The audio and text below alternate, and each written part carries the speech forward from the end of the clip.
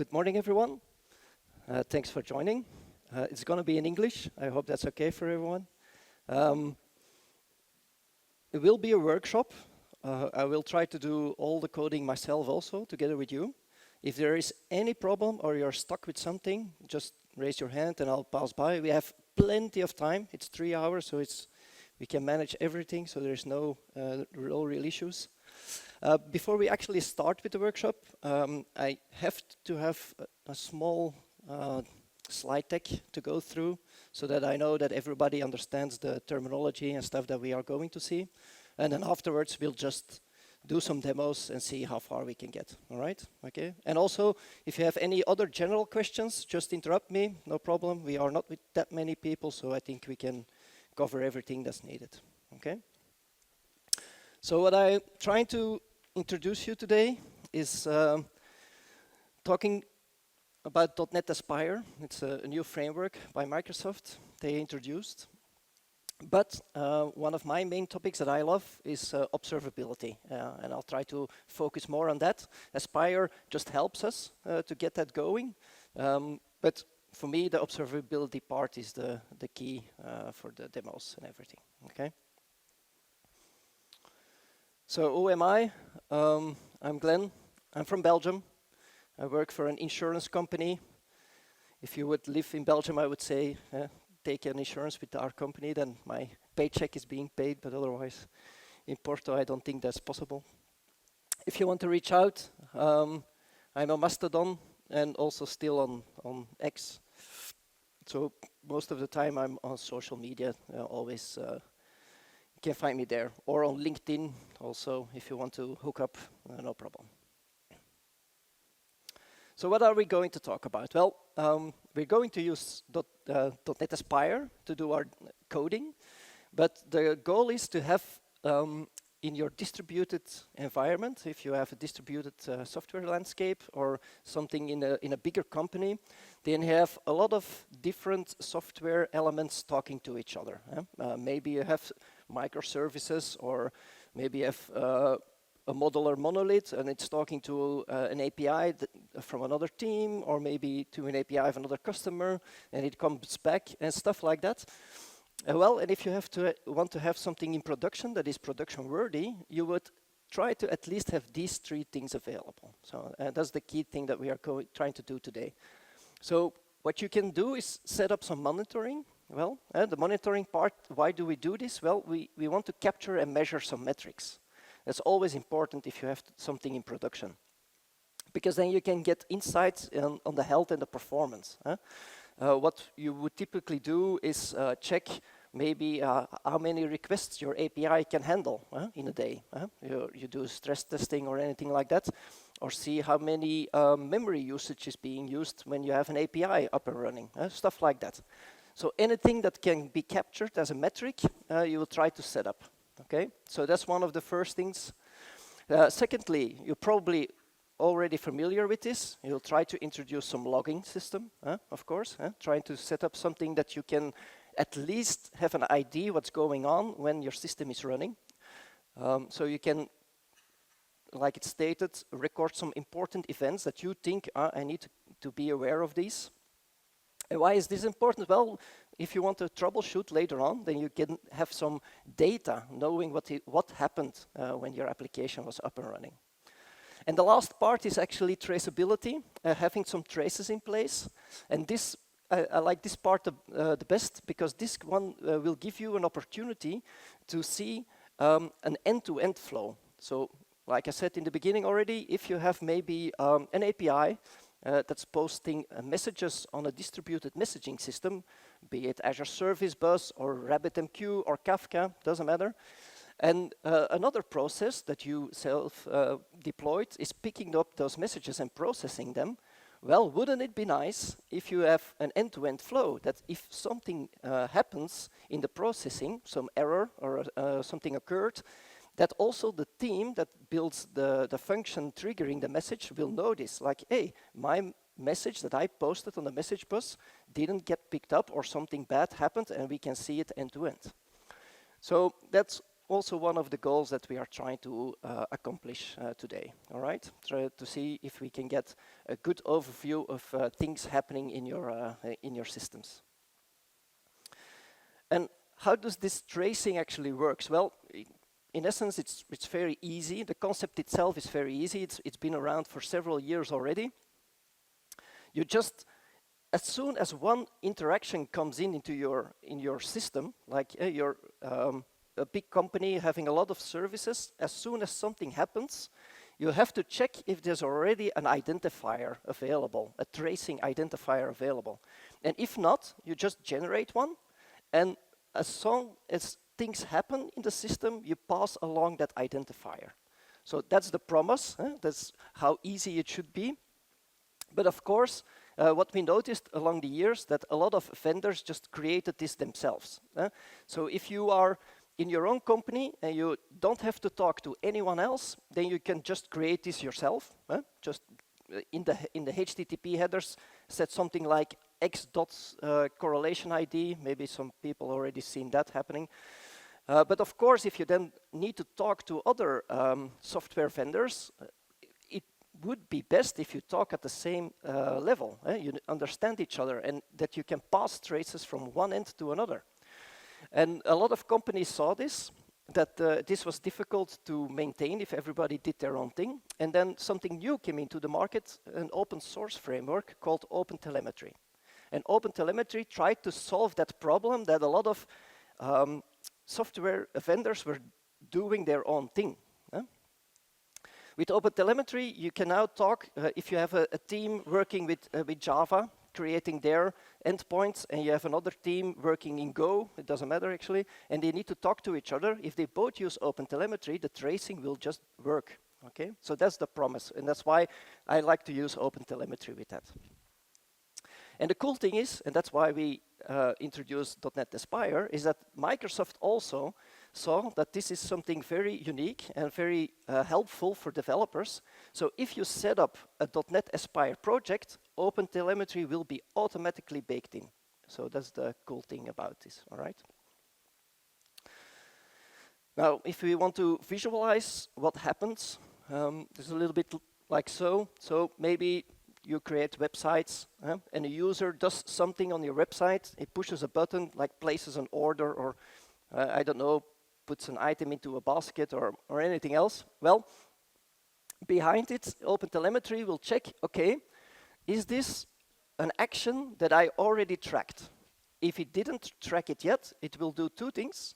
It will generate a trace identifier and also a span identifier. So a span is a small unit, something happened in the system, a small work, and the trace is accumulation of all those small work sections happening, all right? So if the user does something on the front end and it's a new action, we'll get the trace identifier and the root span identifier. If the front end then calls an API, the same thing will happen in the API. OpenTelemetry, again, will check, is this an action that already is being tracked? If it's already been tracked because it has a span identifier, it will only generate a new span ID, trace identifier. It will only generate a new span ID and hook it to the previous one. So you get a chain of span IDs all hooked up to one trace identifier. And in the end, if you have the trace identifier, you can see the flow of what happened in your system because you have a sequential tracking of all trace identifiers. So this is something that I just draw in a PowerPoint, but of course it would be nice if we do our demo later in the workshop, excuse me, we have this visualization on our system, all right? So that's the, if we get this, then the workshop was a success, all right? Now, a little bit more on what is OpenTelemetry. OpenTelemetry is, like I said, it's an open source framework, but it contains a lot of different parts. It's an API, but also an SDK, so meaning that you get software from OpenTelemetry that you can inject into your own code. But like I already said, if you use .NET Aspire, Microsoft did that already for you. We'll go into the details later on. But it also has set up a protocol, so the OpenTelemetry protocol. So it's a definition that they created, saying if you have to send logs between systems, it has to be in that format.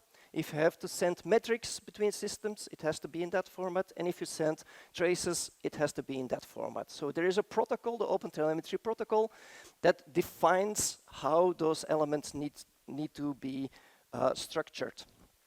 And why is this good? Because we now see that a lot of vendors that already had things in place for logs, like Splunk or Datadog or anything else, or for traces and metrics like Grafana or the Elasticstack stuff, that we now see that they are incorporating the OpenTelemetry protocol themselves, meaning that if you have a system that can generate OpenTelemetry data in an OpenTelemetry protocol, you can just push it to those backend systems without the need of any configuration or transformation of your data. So that's a big bonus. Even Azure App Insights is now changing to be OpenTelemetry protocol enabled. So a lot of big vendors are now seeing that this is a real benefit to have. All right. So if you at least want to try with something, try to set up OpenTelemetry into your current systems. One very important slide. What is it not? Because that's a key thing to remember. OpenTelemetry itself is not a data store. So if you are generating logs, metrics, and traces, you still have to store that somewhere if you want to do some deep dive later on, all right? So just keep that in mind. OpenTelemetry is just a protocol and facilitates the generation of that data, but it will not store the data, all right? You still have to push it to somewhere. Like I already said, you could push it to App Insights in Azure, or maybe to AWS or any other cloud provider, or maybe you have a SaaS solution of Grafana and push it in the Grafana stack. There are a lot of options, but just remember that you have to set that up, because otherwise the data is gone, right? It's also not a visualization tool. You don't have a UI for OpenTelemetry. You have debug capabilities that you can see what's going on, but there is no real tool to visualize everything. But that's covered with the dashboarding that we will introduce with .NET Aspire. And also, it's no data analytics or management tool, because there's no store. You can't do any management or analytics on it, of course. So that's also important to remember. So OpenTelemetry facilitates in generating the data. It's pluggable in a lot of technologies, but it's not a data store. That's a good thing to remember. Now, if you want to start with OpenTelemetry, you have to know that there are two levels of instrumentation. So instrumentation is the word that they use to say we are generating data. So they generate those trace identifiers and stuff like that. And you have the automatic instrumentation or the manual instrumentation. And then what you need to do is go to the website, like I said, opentelemetry.io, and it will just have a lot of documentation, and it will also link through to their GitHub repository, because it's all open source, it's all on GitHub. And if you go to GitHub, you will see that they have repositories per technology stack. And what you need to do is just go to the repository and see at what level the instrumentation is available. And why is this important? Well, if you have automatic instrumentation, like if in the demos we are going to use .NET, of course, then the OpenTelemetry SDK will do everything for you. The only thing that you need to do is have a small configuration part, and that's it. So I don't have to actually touch my code. The only thing that I need to do is, as soon as my API or website or anything else starts up, I just need to trigger the OpenTelemetry SDK, and everything will be handled automatically. If you are in another technology stack, and I don't know them by heart, you have to look at the GitHub repo, but maybe Rust, like I said, I don't know, but maybe Rust doesn't have the automatic instrumentation, then that means that if you are writing code and you are inside of your code and you want to track metrics or traces or logs, then you still have to write that yourself, okay? But then you can use the OpenTelemetry SDK to trigger that, okay? But then you have to do that at each place where you want to inject data, okay? And you can also do both. Like in .NET, we already have the automatic instrumentation, so we see everything what is happening. But if you want to add extra information, you can also use the manual instrumentation to still do that, okay? But in the demos and in the workshop, I have one small demo where we do the manual instrumentation too, just so you know how we can do that. Okay, well, we have both. Yeah.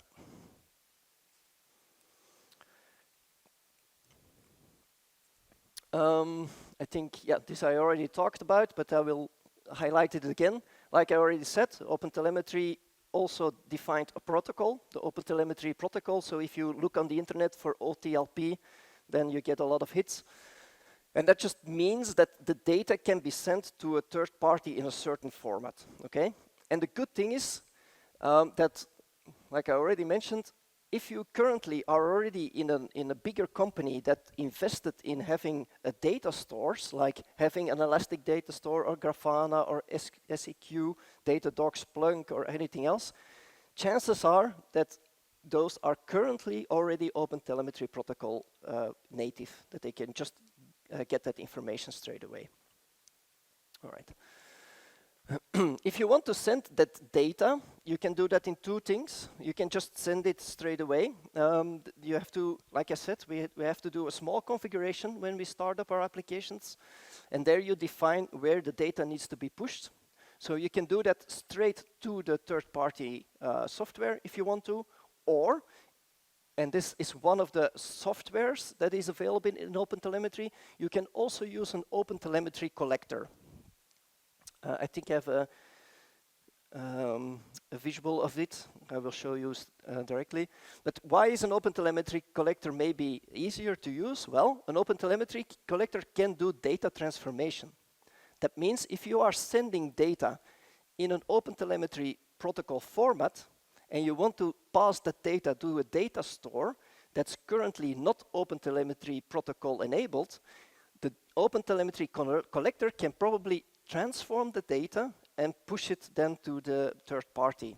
An example, if you want to send metrics to Prometheus, maybe a lot of people know that, I don't know, that's one of the bigger metric stores. Then until, I think a few months ago, it was not possible to send it straight away. So you had to use an OpenTelemetry collector to transform the data into Prometheus format before it could be stored in Prometheus. Currently, Grafana is investing into changing everything to OpenTelemetry protocol also, but still a collector can be handy if you are in a situation where you are not able to send the data straight away. And what's the cool thing, that the people of Microsoft, when you start the .NET Aspire project, it also enables an endpoint where you can send OpenTelemetry data to. And that's the whole clue of why we get that nice visual of traces, logs, and metrics later on during the workshop. That's because .NET Aspire has an endpoint where data can be sent to. Okay, so as long as your .NET Aspire project is running, it acts as a data store. Okay. But of course, if you stop the project, the data is gone. So it's just temporary to work with when you are debugging. Okay. Maybe skip to the visualization of the collector, because that's a nice thing to see. Okay, so why is an OpenTelemetry collector maybe something that you could introduce into your company? Like I already mentioned, it could be because you have a backend system like Jaeger or Prometheus that doesn't understand OpenTelemetry protocol natively. Well, a collector can then use transformers to transform the incoming data to something else. So that's already a big bonus. But what it also has, it has some processors that you can plug in. There is a list on the GitHub repo of OpenTelemetry collector, a huge list of all kind of processors, and there is even a bigger list because there's also an OpenTelemetry collector community edition that other vendors just write code and put it there. It's not in the native library, but it's in a community library. And what are some processors that you can use? Well, there are some processors that can detect if emails are inside of your data and then do a transformation that it's obfuscated, so that if you are some GDPR rulings available in your company, you don't have to write it in every single API and service. No, you just pass the data to OpenTelemetry collector and it will strip it out if you want to. So that are capabilities that a collector can do for you, that it has responsibilities on the data if you want. Also, it can do batching. Why is that maybe important? Well, maybe your backend data store can't handle load of multiple APIs. Could be. Well, if you put in OpenTelemetry collector, it can do batching and just sends chunks in one go instead of continuously hitting your backends. It's also one of the benefits of having an OpenTelemetry collector. Another one of the plugins that's available is also to do OAuth. So if you have a system that is sending data and you can't touch the code, but your backend needs OAuth with token identification or something like that, your collector can do that for you and you don't have to write that in your services. So it has a lot of benefits. So maybe it's something that you can look into.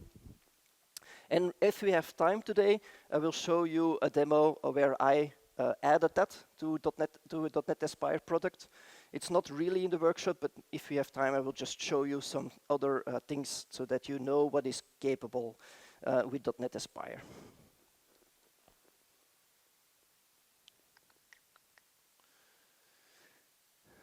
I think we were with that.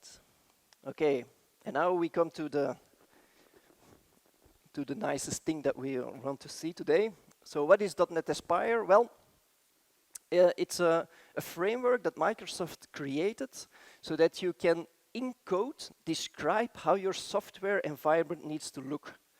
And the cool thing is that you can link parts of your software system together as dependencies. And then .NET Aspire will do everything for you to resolve those dependencies.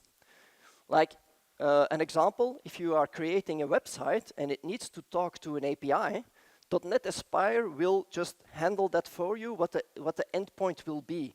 So in your code, you only need to use strings, or if you want to create constants, it's also possible. And based on those strings, .NET Aspire will inject configuration, and then your website will know where the API is available, and then just is able to talk to it. So that's the nice thing. It will resolve dependencies for you if you want. And why is it also handy? Because you describe your system, so it will also do the complete orchestration for you. All right, it will set everything up that is needed, and will start all the necessary dependencies in a given order if needed. Now, if we look at the different parts that are available in .NET Aspire, we have several names, just to say. So the first thing, we have an app model or application model, and that's what is your software system. So that's what you need to define. So that's one of the first things that we will do in the workshop. You have to tell Aspire what's available in your system, and you just have to configure it or write it in C# code. And it uses the new builder pattern. So if you are already familiar with .NET Core, like ASP.NET Core or anything else, it's very familiar on how to set up, okay? Then we have the app host, that's a project, and that's the orchestrator. It's the tool that will look at your app model and app model configuration and figure out how it needs to start everything and starts up your system. So that's the app host. Then inside of your app model, like I said, you have to define which parts your software system is all about. Well, we call that resources. So you have to define each resource that you think is necessary for your application. So that could be a website, that could be an API, that could be an Azure function, that could be a database. Anything that your software system needs to be defined as a resource, okay? And it's your app model that defines the dependencies, and it's the app host that will start everything up. Then we have something special in Aspire, and it's called integrations. Those integrations help you to add extra functionality into your software system. And we'll go through some of those integrations. I think in the workshop we'll add Redis and Postgres, if I'm not mistaken, so we'll see about that. So, and why is this nice? Because Microsoft created those integrations, and you don't have to know the exact code anymore on how to correctly configure that. So it's taken care for you, all right? You can still do this yourself if you want to. You don't have to use an integration in .NET Aspire. You can just add Redis yourself as a resource if you want to, but then you have to write everything yourself, okay? If you use an integration, then there will be an SDK available, and you just have to add a few lines, and everything will work automatically. And then you have a capability to link resources together, so setting up those dependencies, and those are done with references. But it's a lot, I know, but we'll cover that during the workshop. Then we'll just go through all those things again, step by step, and then you will see that everything works nice. Yeah, fine. What do you get extra if you're running .NET Aspire? Well, you get a dashboard. So the visual aspect, and like I already, this was my own drawing. So this you will get as a dashboard in .NET Aspire. And so that's the cool thing that we want to achieve. And that's what's something that you get automatically if you run a .NET Aspire project. And .NET Aspire is heavily based on environment variables. So you will have a huge list of variables, and every variable is a small piece of configuration of .NET Aspire. And why do they do that? Because also if you push to Azure, for instance, also Azure is capable to understand those configurations, the environment variables, and then everything will work also in Azure. If you first do it locally and push it to Azure, then everything will work there too. And I just put up an example here. One of those environment variables is where the actual dashboard endpoint will be. And that environment variable is called like so. But also that we'll cover during the demo, just showing you where they are and how you can change them if needed to be. All right. And with that, I think we are through the first slides. Let me see. Okay, then we can actually start coding. So before we actually start, let me just show you what we are going to build, okay? So that you have an understanding of what is the thing we are trying to do. So I already prepared an Aspire project here, and I added a lot of things. If I now run it, is this visible? Yeah, okay. Wow. And if you run a .NET Aspire project, and why do I show you this already? Because that's an important part. You have to start the app host. So like I already mentioned during the slides, it's the app host, that's the processor that will look at your configuration and start your whole software system, okay? And when it's started, you will get in the terminal view, you will get a link, here it is, pointing to the .NET Aspire dashboard. And that's the cool thing of .NET Aspire, is that you now have a full visual representation of everything that is running. So let me make it somewhat bigger. I didn't change this to the white theme, so I hope the dark theme is okay-ish. All right. So this is the complete project, so with all the integrations that I already added, of course.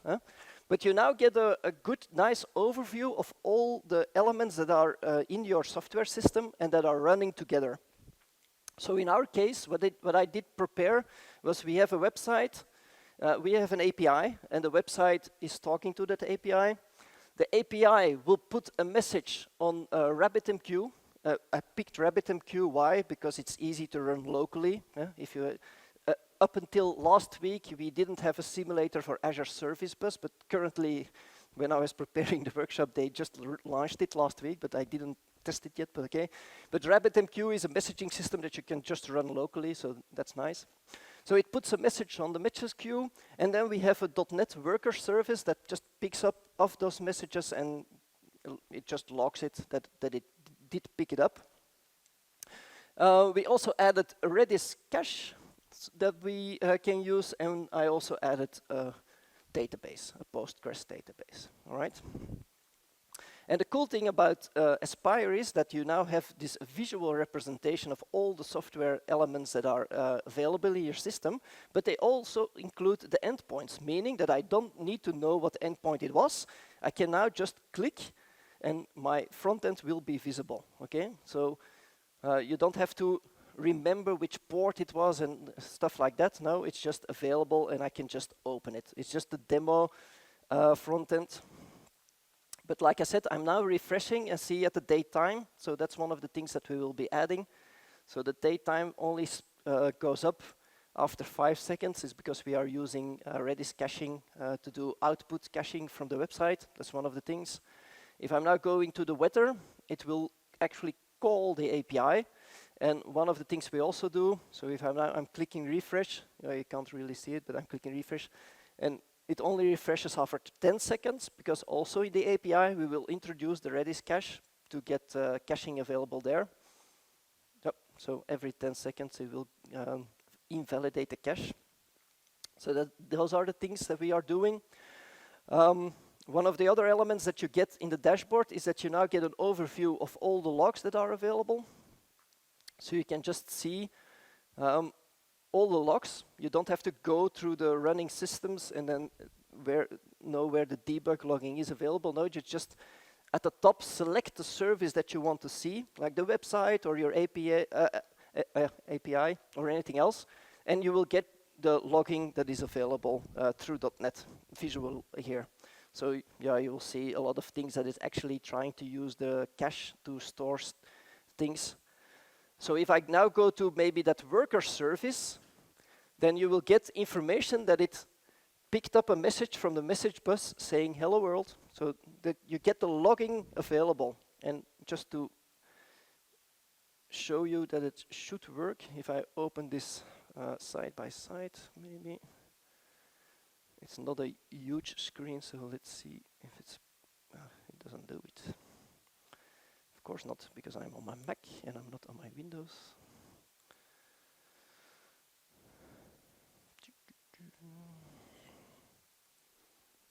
Let's see.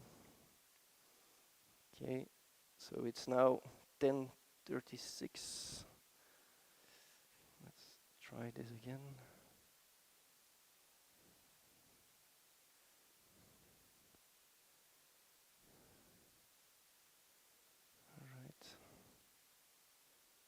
And now 10:37, a new message came in. So if the refresh happens, new message will be posted on the message bus. So that also works. All right. What are one of the other things that you get out of the box when running .NET Spire? So as a developer, this is nice. Yeah, you get all the log information that is available, but of course we now also get that visual representation that I shown you in my PowerPoint. You now get a visual representation of what happened into your system when a certain action got triggered. In my case, when I open the website and open the weather endpoint to get the grid of all the temperatures, it actually calls the API, and the API puts a message on the message bus, and the worker service processes that message. Well, you can now see that it's really happening. Each different element in your system will have a color code, and it will show you when it did something. And if your OpenTelemetry configuration is correctly set up, your trace will be correlated between all those systems. And I even can get a nicer visual representation of this if I now click. And this is the same thing that I shown you in my PowerPoint. You now can get step by step all the spans that happened in your trace. So we are now, if you look at the top, traces / details / it's a long GUID type of ID. That is the trace identifier on top, DD, FD75, all like that. And each bar is a span. So a little piece of work that happened in that trace, okay? And we can now see that my front end actually called the /weather forecast of the API, and that my API put a message on the message bus, and that my worker service picked that message of the RabbitMQ service bus, right?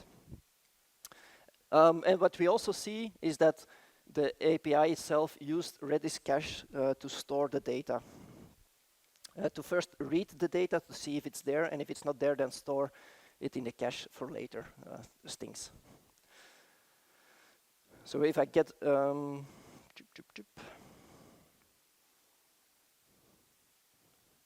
we get another one, then we'll see only one cache. That means that it was not stored in the cache and that it only read out from the cache, so not a recycle. So you can get a lot of information now using your API, using your software system, thanks to OpenTelemetry and .NET Aspire. And also, of course, there is a separate section for metrics. So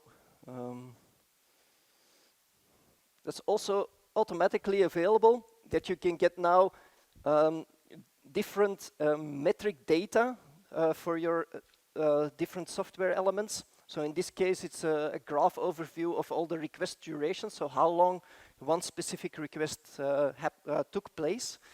So this is for the API, but depending on which kind of resource, you will get other metrics available. Like I already said, it's OpenTelemetry SDK that will determine what data you get out of the box. This is all done through the automatic instrumentation, but like I already said, if you want to have a certain metric that is very important for your system and it's not covered in the automatic, you can always add that with a manual instrumentation. So that's also possible, all right?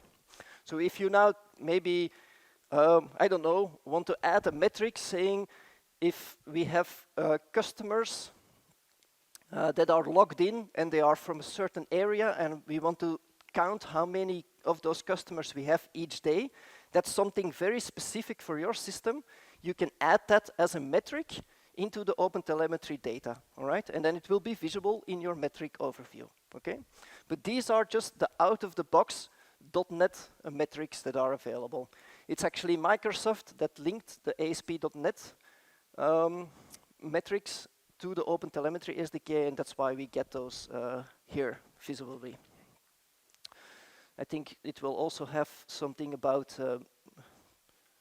threading and memory usage and stuff like that will also be available in here. Yeah. So for the website also, you can get a lot of metric endpoints, and the worker service, you will also get like the memory, the exception count, stuff like that. A lot of just what Microsoft put into the OpenTelemetry SDK is visible here. Well, so again, before we actually dive into the workshop, what do you get with .NET Aspire? Firstly, you will get a data endpoint. So you can send OpenTelemetry data to .NET Aspire. Because of the fact we have the data endpoint, we have this dashboarding and all these visuals, okay? So .NET Aspire is now acting as a data store, but as soon as we stop our project, it will be gone. It's not really stored, it's in memory. You have an overview of all your resources. One extra important element, like I already mentioned, you will also have an overview of all the detailed configuration of each element. And why is this important? Like I said, because .NET Aspire is heavily based on environment variables. And you see, you'll have a lot of environment variables in there, okay? And it's with those environment variables that a lot of the magic of .NET Aspire happens. Like I already said, your website needs to know where your API is, because you don't have to program that. .NET Aspire will do that for you. Well, it will be available in an environment variable so that the website knows where the API is. So if I go down, here it is. Then if I, can I visualize it? Yep, there it is. Okay, this is a little bit big, but you see, I've selected the website, and you will see that the API is at port 7540. So .NET Aspire, during startup, injected that endpoint into a variable in the website so that the website will know how to call the API. Okay, so it's a service. Yeah, all the services that are needed will be injected in environment variables. Stuff like that is there. And also, of course, for OpenTelemetry itself, you also need a lot of configuration elements. So how does the website know where to send the data to? Well, because there is an endpoint configured saying, oh, you need to send the data to this endpoint. So all OpenTelemetry data will be sent to here, and that's .NET Aspire itself. Okay, it's the endpoint of .NET Aspire at runtime, where you have an in-memory endpoint to send all OpenTelemetry data. So if you want to manipulate this, like in the demo that I will show you at the end, when you introduce an OpenTelemetry collector, you have to change this endpoint, saying to your projects, don't send it to .NET Aspire, but now send it to the collector. So that are things that you need to know, all right? So .NET Aspire is heavily based on environment variables, so know where they are. And you can see that for each resource here at the actions. So let me close it again. So for each resource here at the actions part, you can see view details. And at the bottom, you will see all environment variables that are automatically generated by .NET Aspire and injected. So another thing, the API uses a Postgres database, so the same thing applies. .NET Aspire detects this, that your API is using a Postgres database, and it will automatically generate the configuration string for you. So you don't have to write it down anymore. It will automatically be done for you, and it will even automatically, each time when it starts up, regenerates a new password. So it will be just regenerated every time. It will inject the user and regenerates a password each time when you start up. Stuff like that. Same thing for the Redis cache. If it needs to know where to store things there, it will also inject it with an environment variable. Are there already any questions about this? Or nothing specific? I want to try to actually do this. I think so. That's why you're here, I would assume.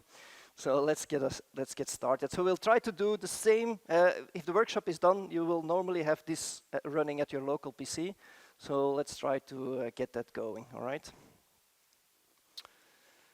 Okay.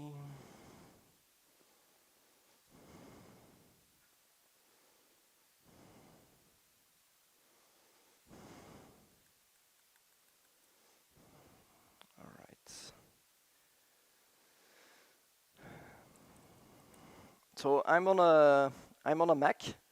I'm not sure. I've seen some Macs, some PCs, but there is. If you are familiar with .NET and you're running on your system, .NET uses templates to generate projects for you. Okay, and the first thing you need to do is update those templates. That's something that you have to do yourself. And as soon as those templates are available, you can do .NET new. And then you can use names for the templates that are that you want to start up. So in our case, we want to start an Aspire project. Well, let me first see in which directory I am. Okay, let's go to the projects temp. Okay. All right. Okay, clear. So if you want to follow along, the first thing that you actually need to do is then create an Aspire project. You have several ways on doing that. You can actually add .NET Aspire into your existing projects if you want to. Then it's a different setup you have to do in the command line. But if you want to just start new to get yourself introduced with .NET Aspire, then you can use a starter kit that Microsoft created, and that will already generate a website with an API. So let's do that one. And the code for that is .NET new, and then you have to do Aspire minus starter. And then you have two possibilities, or you put output, or you put name. And the difference is, if you use name, then it will not create a subfolder. If you use output, it will create a subfolder. So it depends in which level you are in your system. If you say, I just already created a subfolder and I just want to have everything in there, then use name. But like you see, I'm in the /temp, so I want to have a real extra subfolder, then I will use output because it will create the new subfolder in there. So let's do that. Output, and let's call it Porto Tech Hub 2024, something like that. Okay.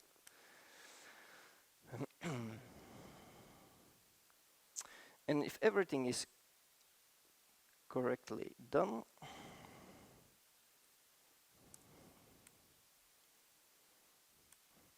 then you will see that .NET Aspire, the starter kit, will have created several projects for you automatically.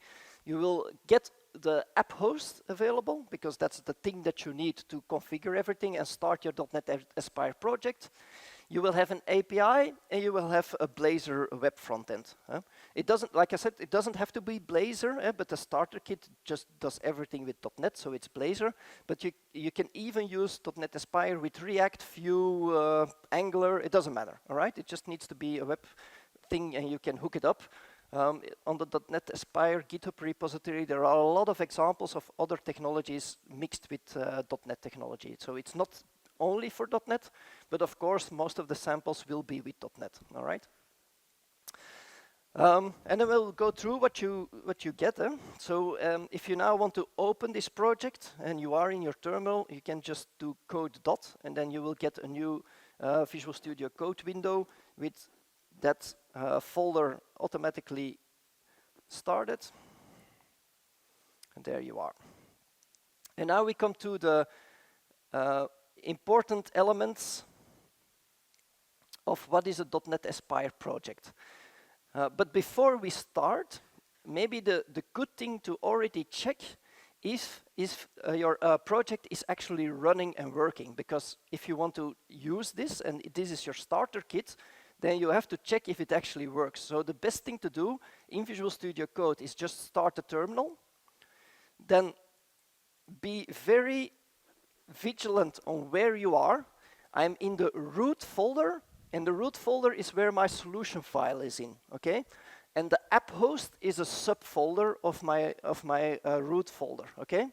If I now want to start my .NET Aspire project, I have to do .NET run, and let me show you that. I have to do .NET run -- project, and then give it the actual name of the project itself, and that will be the name of the subfolder. So it's Porto Tech Hub 2024.apphost. If I'm in the solution level folder, and this is a subfolder, this is the way to actually start your project, all right? And when everything was set up correctly, if you now press enter, this would actually normally start the dashboard and the .NET Aspire project. So first thing to actually check is if this actually works, because otherwise we can't continue, of course. So if everything was done correctly, it will do a .NET restore, pull down all the NuGet packages, and will start up your project. And like I already said, look into the terminal info, because there the link for the dashboard will always be available, okay? And if you select that link, it will open the dashboard. And of course, this is very small. We only have 2 resources at the moment. It's a big difference with my demo, because my demo already had Redis, the database, stuff like that. So this only contains the 2 starter elements that Microsoft provided. It will be the Blazor website and the API. But for the rest, the functionality is already the same. So if I now press the endpoint of the website and go to the weather endpoint, this is actually already calling the API and getting the information back. And we can actually check that already, because if we go to the trace information, we will already see that this happened, okay? So we didn't have to do a lot, just configure the starter, and we already have a nice integration of 2 resources, all right? But how does this work, and how does the code look like? Well, let's find out. So let me close this. Let me stop. Ah yeah, that's maybe also an important thing to know. It's indicated at the bottom. Sorry, this is small, but okay. If you want to stop your local debug session of .NET Aspire, you have to press Ctrl+C inside of the terminal, and then it will be shut down, okay?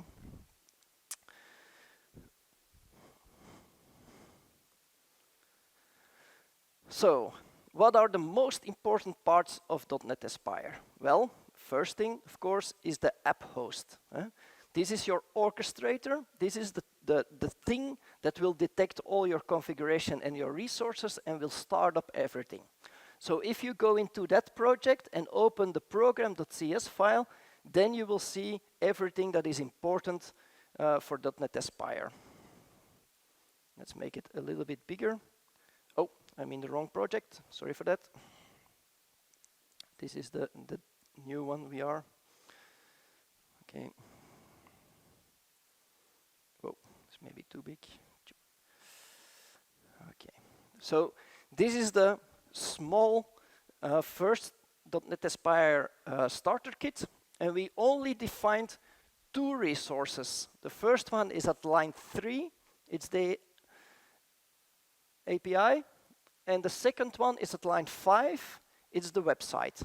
So like I already mentioned during the slides, it's using the builder pattern to set up your resources, okay?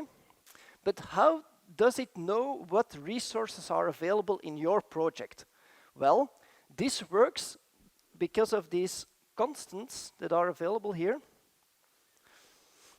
And these constants are automatically generated each time when you add a project reference in your application. So, if we go to our overview here, and I go to the app host, then you will see that it has project dependencies. So, if you are developing your own system and you are adding .NET Aspire, just remember that each element that you want to have available as a resource in your program CS file in the app host, you first need to link it through a project reference, okay? And if you do this, then you will get those automatically generated constants that .NET Aspire knows which resource you are want to use. So if I go to the definition here, go to definition, you will see it are no constants, it are just strings apparently, sorry. And it will inject those at each time when you do a project reference add. It will generate that, a magic string, and then .NET Aspire knows where your project is and how to start it for you, because it knows it's the configuration file inside the project file in that subfolder, and then it can start up your project, all right? But just good to remember, each time if you want to add a resource that's already been created, like an API or a website or anything, you first need to add it as a project reference. And then you can use those strings that are available, generated for you. Secondly, and that is one of the nice elements available in .NET Aspire, is that you now can link resources together. You can say, hey, my website needs to use the API. And that's on line 7 and 8. It has 2 configurations that you can do. You can just tell the website, hey, make a link to the API. That's on line 7. It's with a with reference method, extension method that is available. So it's with this. So that's the way how you link resources together. And also the neat thing with .NET Aspire 9, we just recently got this. We now also have the capability to use await for.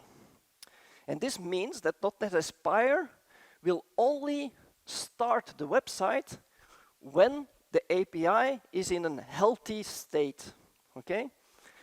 So it will check for the health endpoint of the API, and as soon as it gives a 200 OK, then it will start the website, okay? And those things that it needs to check is something that you can configure if you want to. So, but then you have to go deeper dive in the Aspire documentation, so you can tweak what it will check for. Or if you don't have anything to wait for, you can even do it without it, okay? It's not necessary, but sometimes it's better to actually wait until a resource is available before you start a secondary resource. If you don't do those waits for, .NET Aspire will start all resources in parallel at the same time, okay? But if you want to actually wait for a certain resource, then it's best to add that line of code. Let me just, that's easier, that's way. And the other cool thing about .NET Aspire is because it's C#, is that you just define a resource. At line 3, we define the API, and we put that resource into a variable. So we now have a C# variable available, and we can use that variable to then use it anywhere else where we want to interact with that API or with that resource, okay? So that's one of the other main things that Aspire helps you with. You can have variables of your resources and use those variables in other areas in your application.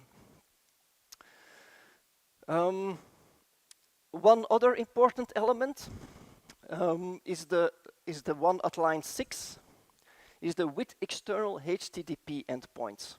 It's a weird name, but what it actually does is that if you deploy your resource with .NET Aspire, maybe if you want to deploy this to Azure, if you use the command line for Azure developer and push a .NET Aspire project to Azure, it will create an Azure Container Apps environment. I'm not sure if everyone is familiar with that, but it's like Kubernetes environment, but with Microsoft UI on top, so you don't have to know Kubernetes. It will do things for you. But if you push a resource into a Kubernetes environment, it will not have a public endpoint. That's very important. So if you push a website to Kubernetes into Azure, and you don't put line 6, your website will not be visible. It will be up and running in Azure into Kubernetes, but your URL will not function because it doesn't do the port mapping of your port inside of your Kubernetes environment to the outbound public internet. So with adding that line 6 with external HTTP endpoints means that I want this resource to be public available when I deploy it somewhere. Okay, so that's a very, very important line of code if you want to have this. And I think I can even demo this locally, so let me double check it. Oh, I already had a terminal available, of course. So if I start my project again, let's see.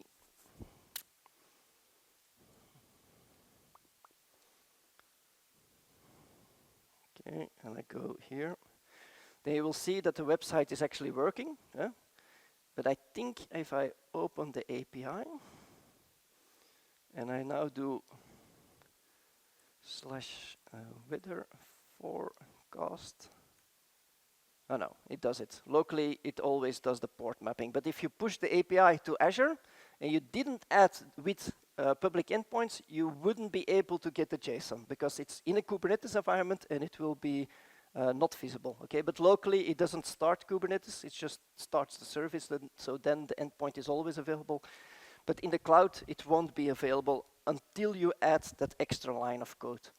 So if you want to have that for the API also, you should add it too.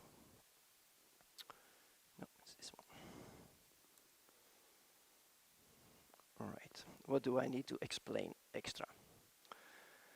So, yeah, the two other applications, the API is just a .NET web API, and the web project is a Blazor web application, nothing too fancy.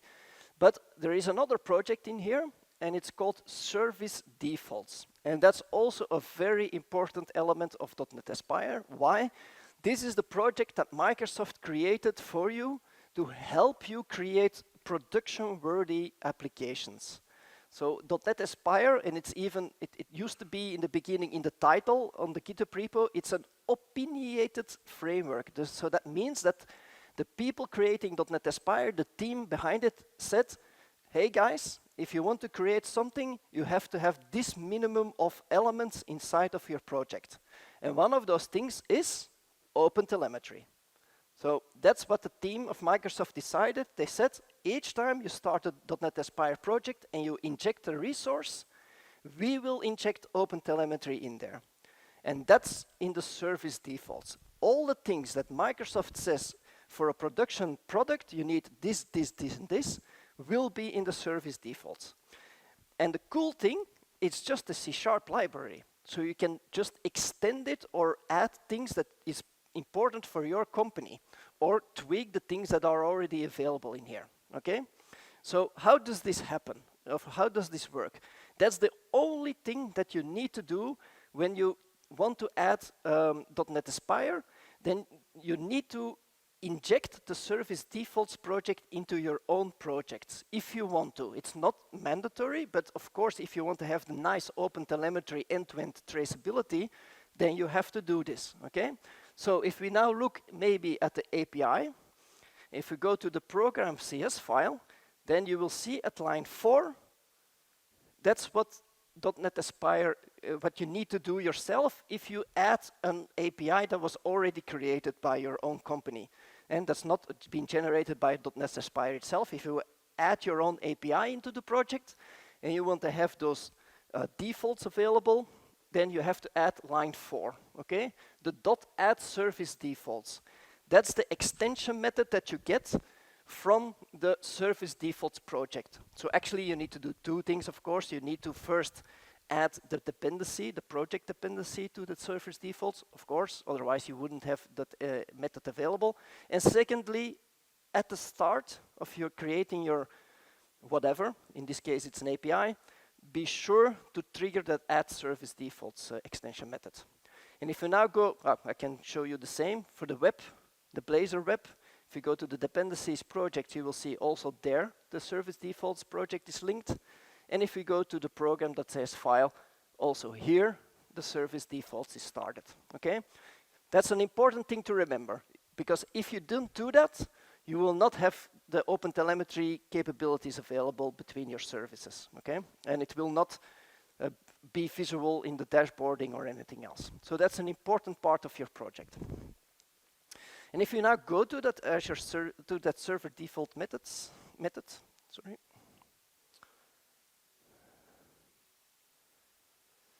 then you will see several things that Microsoft said, hey guys, if you want to create a production-worthy project, these are the things that we think are very important to be added, okay? And the first thing is on line 20. Microsoft says each project should have OpenTelemetry automatically available, okay? And they use the automatic instrumentation, so the only thing that is in there is a small part of configuration. So if we dive a little bit deeper. So before .NET Aspire, I gave almost a similar talk, and then you had to write this all yourself, of course. But now with .NET Aspire, you just add one line of code that adds service defaults and everything will be done for you, okay? So in the configuration of OpenTelemetry, you will see, let me make it smaller. You will see that they added the 3 configuration elements for the automatic instrumentation. They added the logging configuration, they added the metric configuration, and they added the tracing configuration. And because of those 3 configurations, we now have for each project that we inject in Aspire, in our dashboards, we will have logs visible, we will have metrics visible, and the tracing will be end-to-end over each service that is available in your project, okay?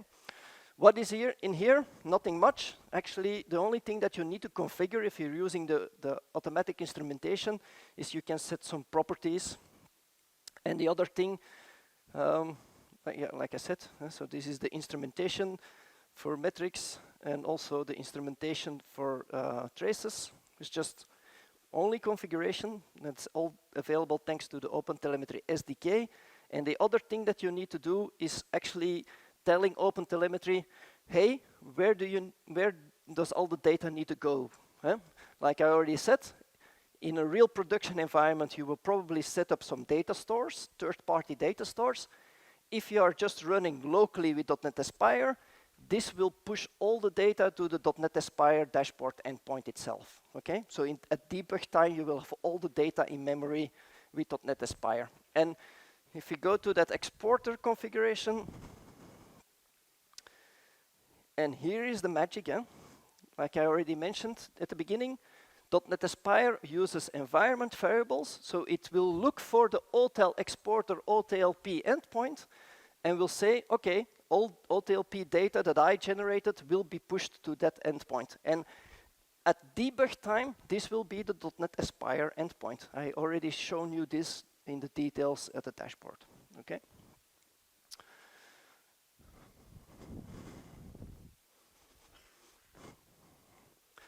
But this, like I said, this is just C# code. If you want to change this, and maybe you say, no, I don't want to use OpenTelemetry, maybe something else, I don't know, then you can just change this here. And then each project will use this line of code to set which kind of configuration. Or even look at the configuration for each part of OpenTelemetry, for metrics, traces, and logs. There are a huge list of configuration options in the documentation. So if you want to change some default settings, do it here. And then each project will have the same configuration available. So that's one of the big bonuses that you get when you use .NET Aspire. It will have OpenTelemetry automatically configured for you for the 3 building blocks. Another thing that .NET Aspire team saw fit to do was add the default health checks. And this is also an important part. Why? If you do that, then you can use that wait for. Like we've seen in the program.cs file of the app host. If you have dependencies between resources and you want to wait until a resource is correctly set up, it's because we added the default health check configuration into each resource. And now we have the capability to use the wait fors. Okay? This is maybe not possible for each type of resource. Could be like we add RabbitMQ. If you do that manually, you probably don't have the default health checks. If you do it with the integration that we are using, then Microsoft created that for you. They added the health checks for you. Okay, so it depends a little bit on what you are doing. That maybe this is not always possible, and not always possible to use the wait for. Another important part that Microsoft added was the service discoverability. Not a lot of people know this, but this was already available with .NET 8. It's something that Microsoft introduced, and actually it's very easy to understand. They just inject service endpoints in environment variables so that one service knows where another service is. And I already shown you this, but let me reintroduce that. By adding the service discoverability into each resource project, what can we do now? Let me go to the app host. You will see on line 3, we add the API and we give it a certain string. All right? Just API service. Yeah? It can be any string that you want. This is not production code. Make constants of that. Put that in a separate file. But this is demo code, just a string. And we can use that same string, and that's important. It needs to be exact the correct same string in any other resource to point to that API. So in the web application, we hook up the resource through .NET Aspire. But if you want to actually use the API in your web framework, the only thing that you need to know is that string. So if I now will look for that,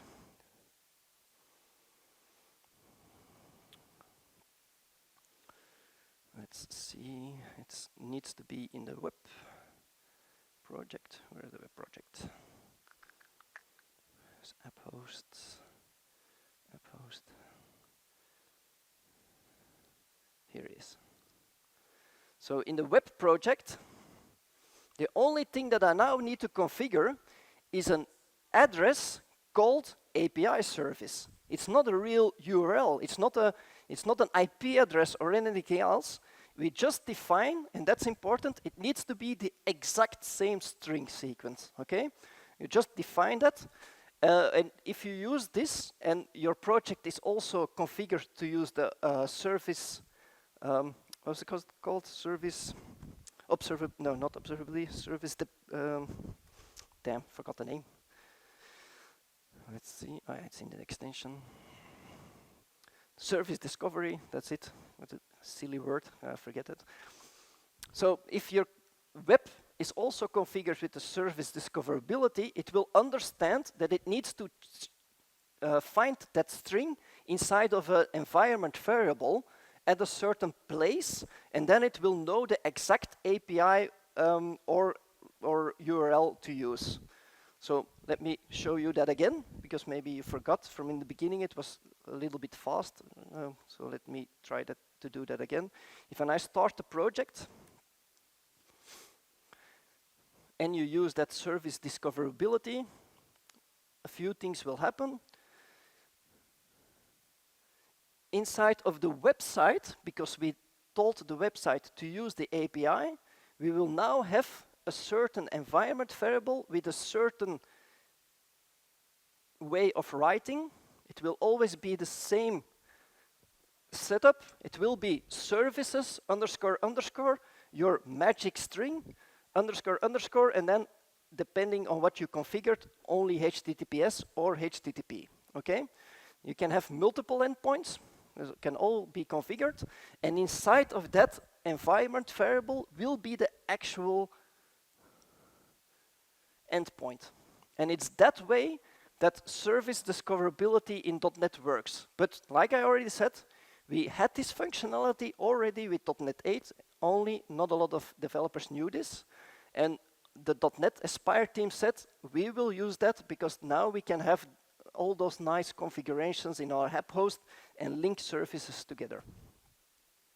And that's the way how it works. It uses environment variables based on strings to determine the actual URL of your endpoints.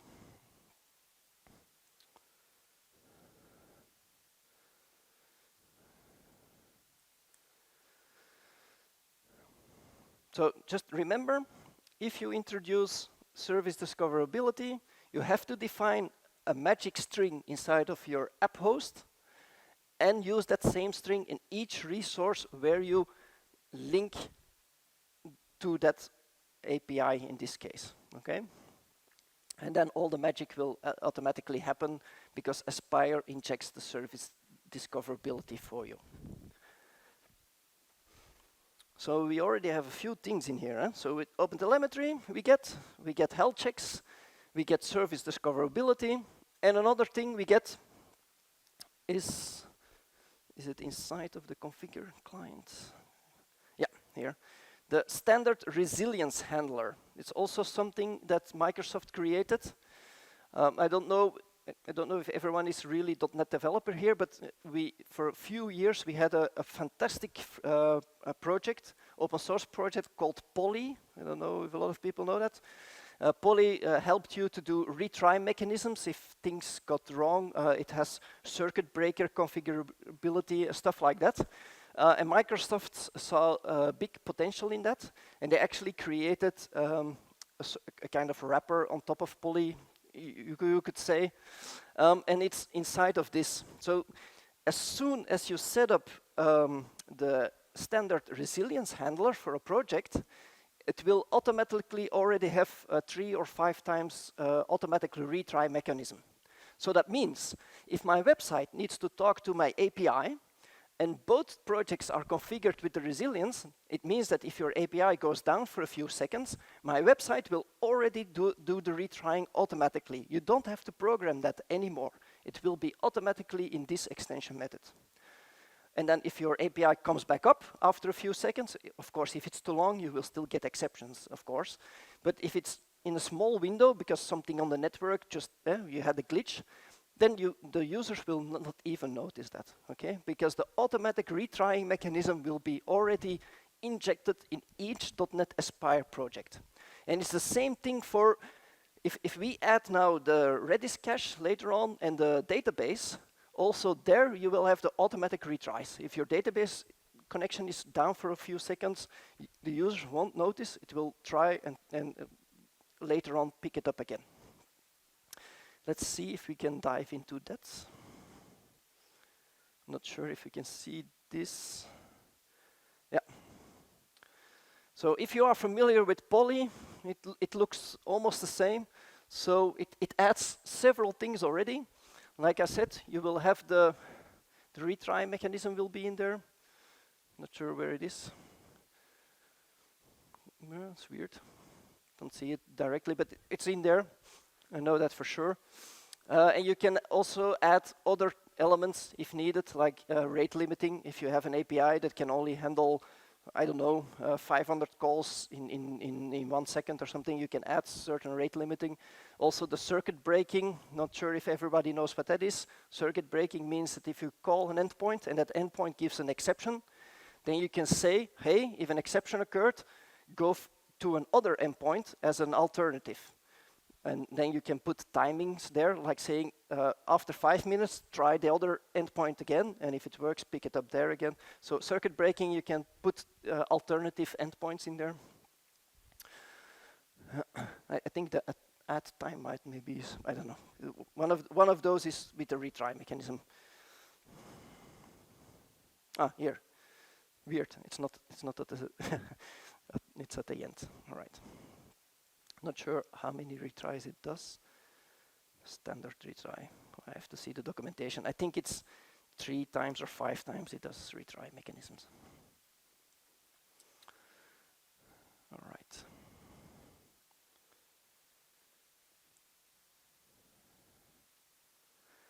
And then something that's already in comments, but that Microsoft also suggests maybe it's better to only allow HTTPS.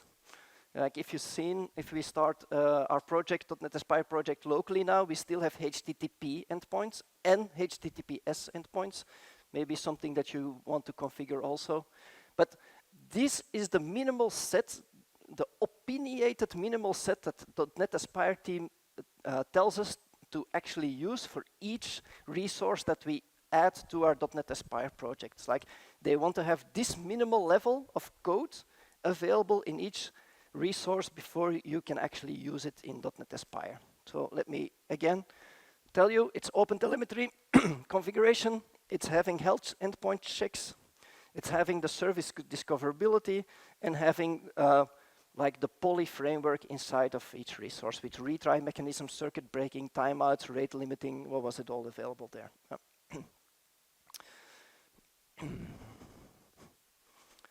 All right. So let's introduce a new resource, shall we? Because what we now did was actually, we actually didn't code much. We just used the starter application.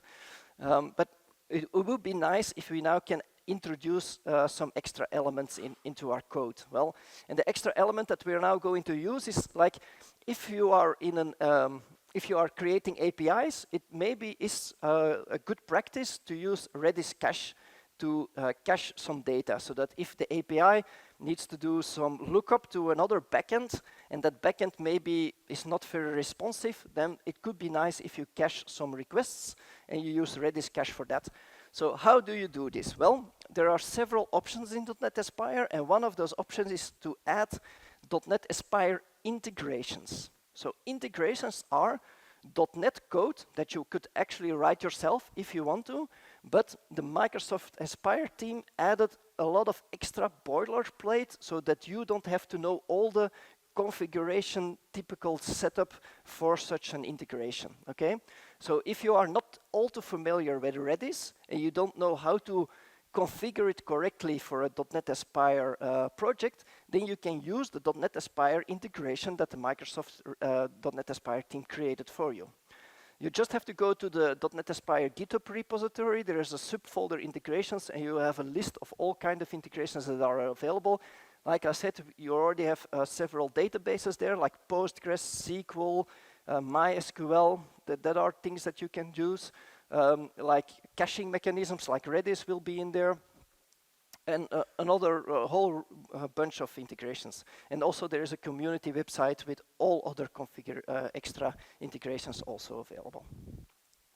But how do you add an integration? Well, an integration is actually added through NuGet packages. So that's the easy thing. You just have to add a NuGet package to your application. And a very important thing to understand is that an integration needs two things. You need to start it up with the correct configuration, and that will always be in the app host. And then the second element is you also need to add it to each resource where you want to use it, okay? So if I want to use the Redis cache, I need to first configure it. That will be in the app host. And secondly, I will need to add it in the API itself. And you will always have two elements. You will have the configuration NuGet package for the app host, and you will also have the client configuration package for each service where you want to use it, okay? So how do we do this for Redis? Well, let's get a terminal up and running again.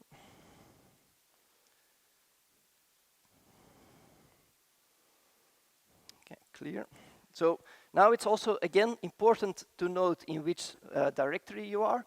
And I'm in the root folder where the solution file is in. That's not the correct folder. I need to add the NuGet package inside of my app host. So I need to first go to the app host.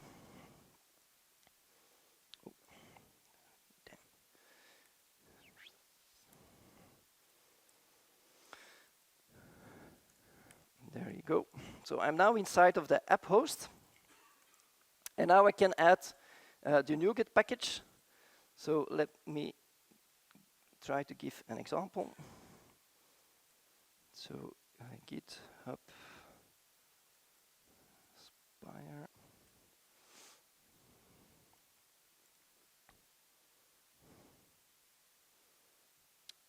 I think it's also on the documentation.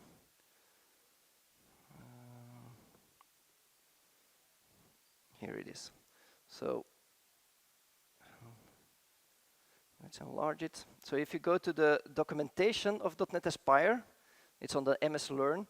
Then here at the side, you will have a separate integrations menu, and it will list all integrations that the Microsoft team provides, okay? But like I said, this list is not the only list available. There is also an Aspire community project on GitHub that has already other integrations available. But the ones that are provided by the team are listed here. And one of those is Redis, of course, and RabbitMQ also. So Redis is here, and then in the overview, you will always get normally the nice detailed documentation on how to add it and what you need to do and stuff like that. And here are the lines of code to add that NuGet package if you want to. So if you want to add Redis for the app host project, you need to use this line of code. So let's copy paste this. So you need to do .NET add package and then aspire.hosting.redis. So the hosting part means it's for the app host project. It means it's the configuration to boot up this service inside of your app Aspire project, okay? So this is the configuration for Redis, like I already told you. So you don't have to understand how Redis needs to be set up correctly. Microsoft handled it for you by adding this package. So if we do this, there you go. It will add the NuGet package, and now it's available to be used in our app host, okay? So what do we now need to do? Well, we need to add the lines of code to actually start up the Redis cache, and then we can use it in the other services. So in our case, we need to build the Redis cache the same way we built the projects in here, the API and the web. We now have to use the builder mechanism to start our cache. So the best thing to do if we want to use that service, that resource later on in other resources, we have to create a variable. So let's call it cache. It's not that difficult. And then we use the builder pattern. It will be builder dot. And now, because of the fact we added a NuGet package, we will get extra extension methods. And one of those will be add Redis. This will only be available if you added the NuGet package. And you will now see that it still complains because I didn't use the using statement on top. But let's just first continue. Add Redis, and also here you will need to give it a magic string. All right. Oh, it already picked it up automatically. Okay. So by just introducing this, Microsoft will do all the configuration for you that Redis will be started automatically when you start your .NET Aspire project, and it will be correctly set up. I didn't use it anywhere yet, but just let's try the project to see what happens now, and just to make sure it actually did something. So if we now start the project, so .NET run the project again, there we go. And we will see that it takes a little bit longer. There you go. And now you will see that we now have, and this is also important to know, the first column, we now have a container, okay? So what did Microsoft do? Microsoft added Redis, but added it as a container. So maybe now, depending on the setup you have on your laptop, it could be that the project is no longer working. Why? Because .NET Aspire assumes that you have Docker also locally available. Okay, so that's an important part of .NET Aspire too. We didn't have to use it currently because the two other resources were just .NET projects Aspire could just start up. But this resource is actually pulled in through a Docker image. And the image is there stated. So it's using Redis with the tag 7.4, and it will pull it down from Docker Hub. I think, yeah, docker.io, yeah, it's stated there. And it will start up Redis inside of a Docker container. So important part to know, .NET Aspire doesn't really need Docker, only if you introduce services that are pulled in through Docker images, okay? That's a good thing to know. And if you want to, it doesn't even need to use Docker or Docker Desktop. You can configure .NET Aspire also to use Podman if you want. So if you don't have Docker licenses, you can also use Podman if needed. And the cool thing is, because it's now a Docker, I can actually also see this in my Docker Desktop, of course. If I go to Docker Desktop, you will now see also here that the Redis cache is instantiated also in Docker. Okay, the other services are not available here because they are just regular .NET services, but the Redis cache is a Docker container, so we will see it in Docker Desktop also. Okay. All right, but we didn't configure anything yet linked to the Redis cache. So let's stop this again. So the only thing that we added now was Redis itself, and now we can use it. We try to use it in other resources. So the first thing we need to do is link those two together with a with reference notation. So in our case, in the API, we want to use the Redis cache. So we can now say, hey, also here, we want to use the cache, and we can use the variable that we just introduced, the with reference, and we can use the variable that we defined on line 3, the cache variable name, and now Aspire will know that the API will need to have a reference to the cache. And what will .NET Aspire do? The only thing that it does for this, it will add an environment variable so that the API knows the endpoint of the Redis cache. So that's the with reference method. Actually, only thing that it does is add those environment variables with the correct endpoint URLs. Okay. Of course, by doing this, maybe you already saw that the last time I started the dashboard, Redis cache can take a little bit of time before it boots up, especially when you didn't have the Docker image available yet. Then it needs to pull down the Docker image and then create a new container.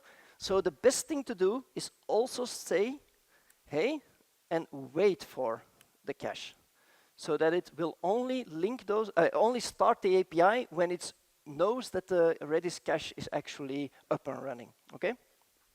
So the wait for is also a very good thing to do. All right.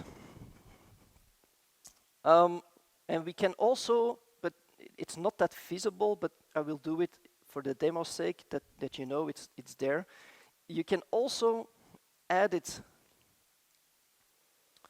into the web. Wait for cache and with reference.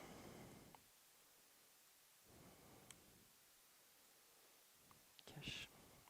And if you do this, if you are using a Blazor website and you are using the output cache functionality that's all automatically available in Blazor, it will detect that you are using Redis and it will push it to Redis. But like I said, it's not really visible, but it's a nice thing to know that also your Blazor caching can use Redis if needed. But with the API, we will write some actual code to do stuff, because that's more visible on how it works.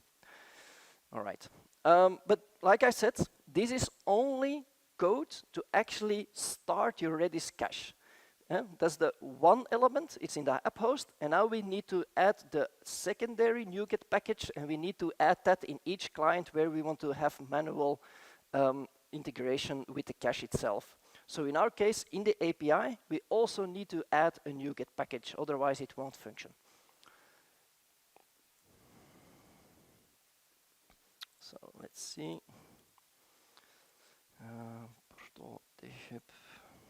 API. There you go. So we're now inside of the API, and now we need to add another NuGet package, and it will not be the hosting one that we added in the API host, because that is only for setting up the integration. Now we need to add a NuGet package to actually use the integration. And in this case, it will be .NET add package, if I can write. Let's see, aspire.stackexchange redis.distributed caching. That's the one that you need to use. And like I said, I don't know this by heart either. Just go to the MS Learn website, and for each integration, it will be clearly indicated what are the names of the NuGet packages that you need to do. Okay, just go to the documentation and read how you need to do it. Okay, but in our case, for the API, it's this one, the aspire.stackexchange.redis.distributed caching. All right, and we'll add this. Oh, was it? Yeah, I did it correctly, I think. Okay. But now, of course, we need to go to our API and actually use our Redis cache. Okay. So let's see. So now I'm in the API.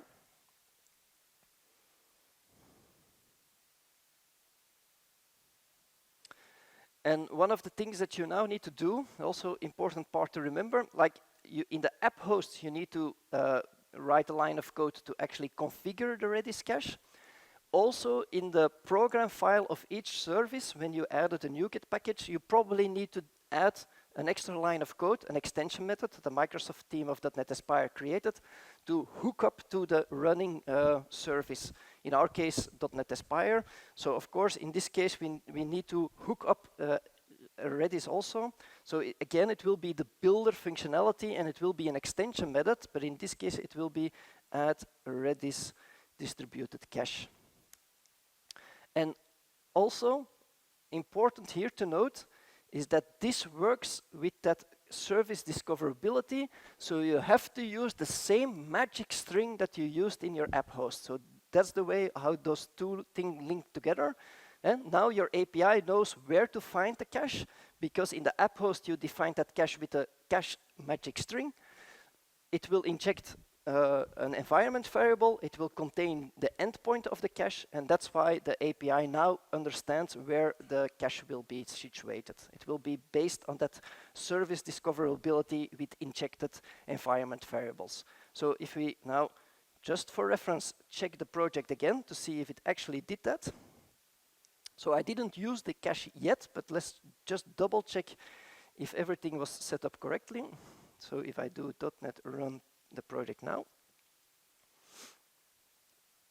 because of the fact that we added line 5 in our API, we should now have an environment variable available that will tell it where the cache is.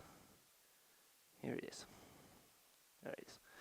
So that's the only thing that was now injected because of the fact that we hooked that up in our API with adding the cache. And this is done by .NET Aspire. It first starts the cache, it knows the endpoint, it's put there, and it will inject that as a variable in each resource where you use the with reference notation. Okay.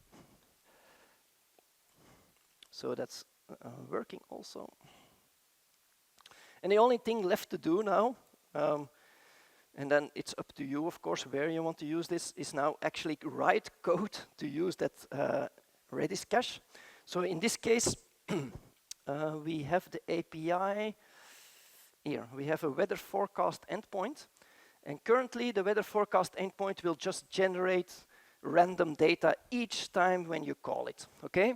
And we want to change this and say, hey, if my endpoint is called and I don't have data in my Redis cache, then generate data and put it in Redis and keep it there for 10 seconds. And each time somebody calls that endpoint within those 10 seconds, it will return the Redis cache data and no longer return random generated data, okay? So the first thing that you need to do, and this was something that I actually forgot, sorry about that. If you start the starter kit of .NET Aspire, it will already have front-end caching in the web project. So we first have to disable that, because otherwise we won't see the difference.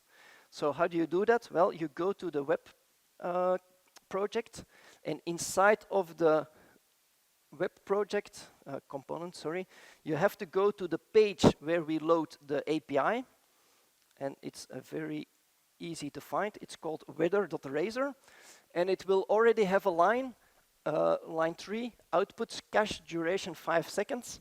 So it will already have front-end caching enabled, but we want to disable that because otherwise we can't see the difference. So just delete that line of code or put it in comment. It's up to you what you want to do. I'm going to delete it. If I delete this, let's then see again what is now the effect. If we now start our project,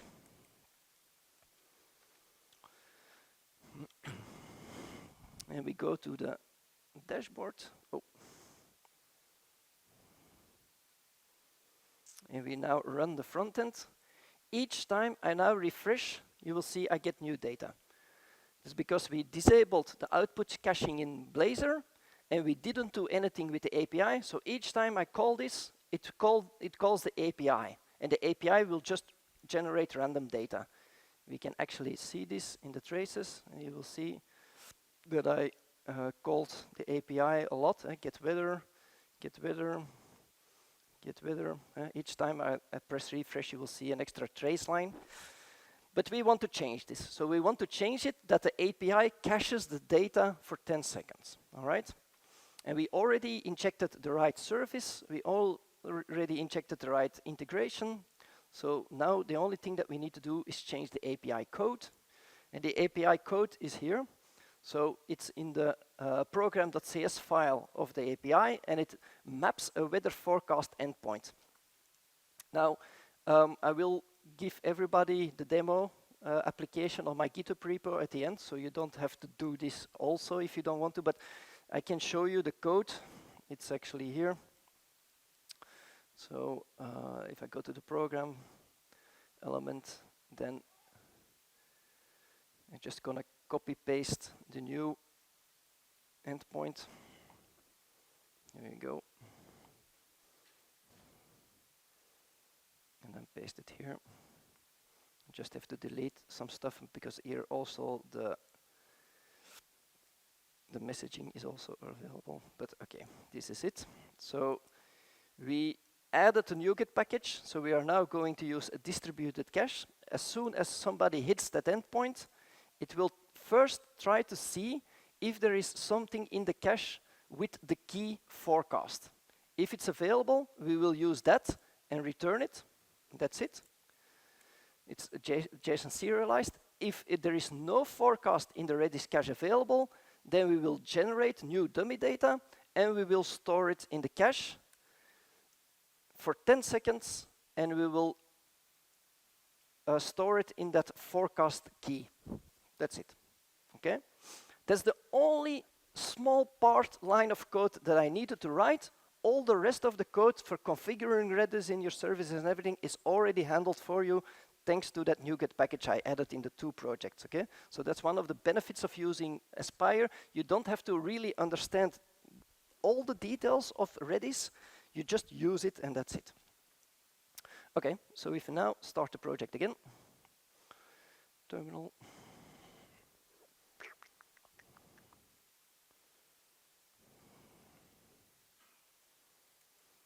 There we go.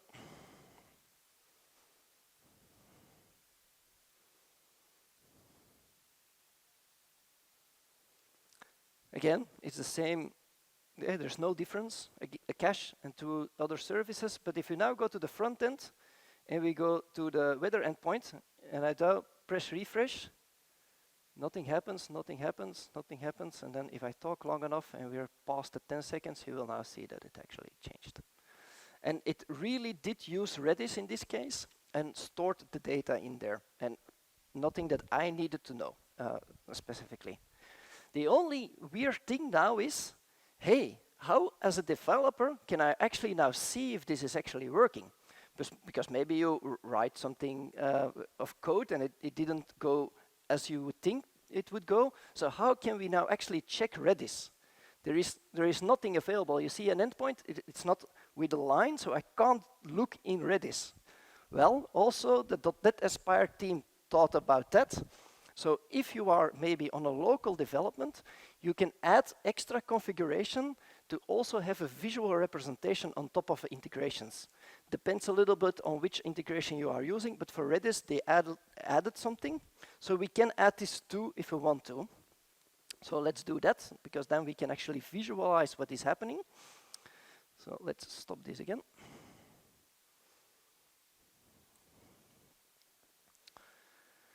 So in our app host project, again, remember the app host project is the project that does all the configuration of your services. So in our case, you want to start Redis with a certain configuration available. We just did .add Redis and everything will be taken care of, but it has extra capabilities in there.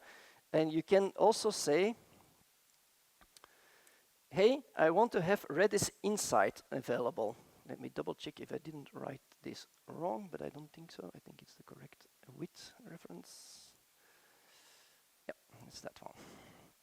So if you add the extension method with Redis Insight, what it will do, it will download a secondary container image, and it's called Redis Insight. It's a visual tool that you can link to Redis databases. To have a visual representation of all the keys that are available into your inside of your cache. So, and the cool thing is, I only needed to do this one line of code, and also Aspire will hook the Redis Insight service to the Redis cache with the correct endpoint. So I don't need to do anything else. It's just available now here. And if I now start the project again, we'll have now a secondary container available. So we already had one Redis, and now we'll have a secondary container available. And now we'll have Cache Insight also up and running. And Cache Insight, again, because it's a web interface, will have an endpoint. And we can actually now look into our Redis cache. So if I start this,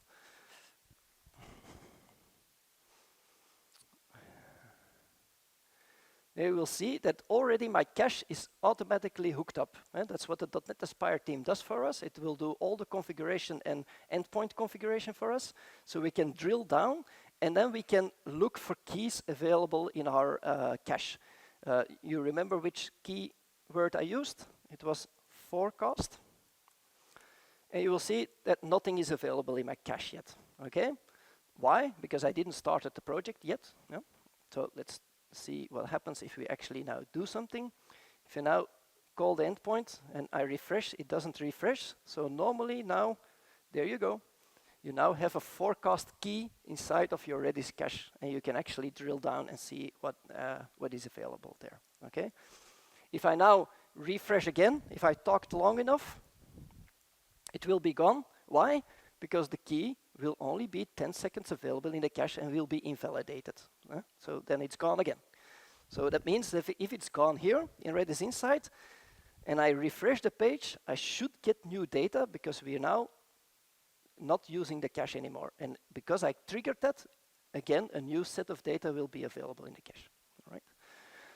So .NET Aspire adds a lot of extra functionality. The only problem is you will probably need to go through the documentation of each integration to see and find, hey, what is available.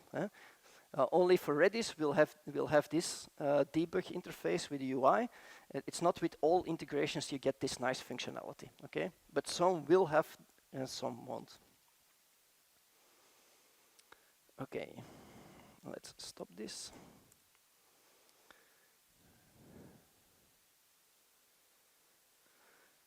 So what did we do? We added the cache, and we linked everything up. And the new thing, we added Redis Insight to get a visual representation of our cache. So now the second integration that I want to add, because that's something probably you will have in a production environment, is adding a distributed messaging system. And the one that we get out of the box, one of the ones that we can use is RabbitMQ. So also here, we'll try to add it, but I've been talking for quite some time already. If it's okay for everyone, I know this is always a tricky part because maybe after the break nobody is entering again, but if it's okay for everyone, we'll break for 10 minutes and rejoin at 12. Then I can get a small drink and then we can see the rest of the workshop. All right? Okay, thanks. We'll see you again at 12 noon. If other people join again, we'll see. Maybe before we continue, one of the highlights probably. So the URL on the top will be the complete demo. So if you want to download it now already or something, I'll leave it up a little bit. I didn't create a QR code, but okay. It's my GitHub handle is Depeshi. So no. And then you will have the complete setup with a database and Redis cache and RabbitMQ. If you don't cover everything, then you at least have the complete set available. So it's github.com/depeshi/2024 Portal Tech Hub Aspire Hotel. Well, that's the link of the demo data.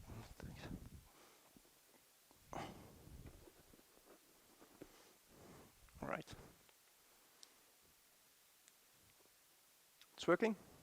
The link? All right. Cool. Let's continue. Okay.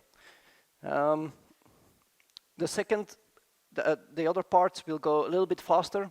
It's not really that you have to follow, like I already said. The complete element is up here.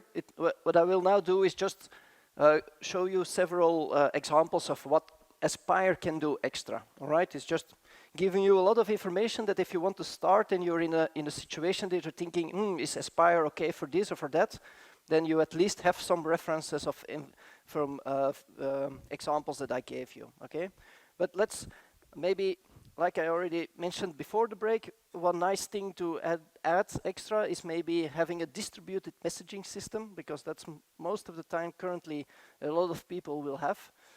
If you are in an event hub kind of thing, or maybe just real messaging, it depends, then it could be a nice thing to add. So also in this case, again, like I mentioned before the break, you will have to do two things.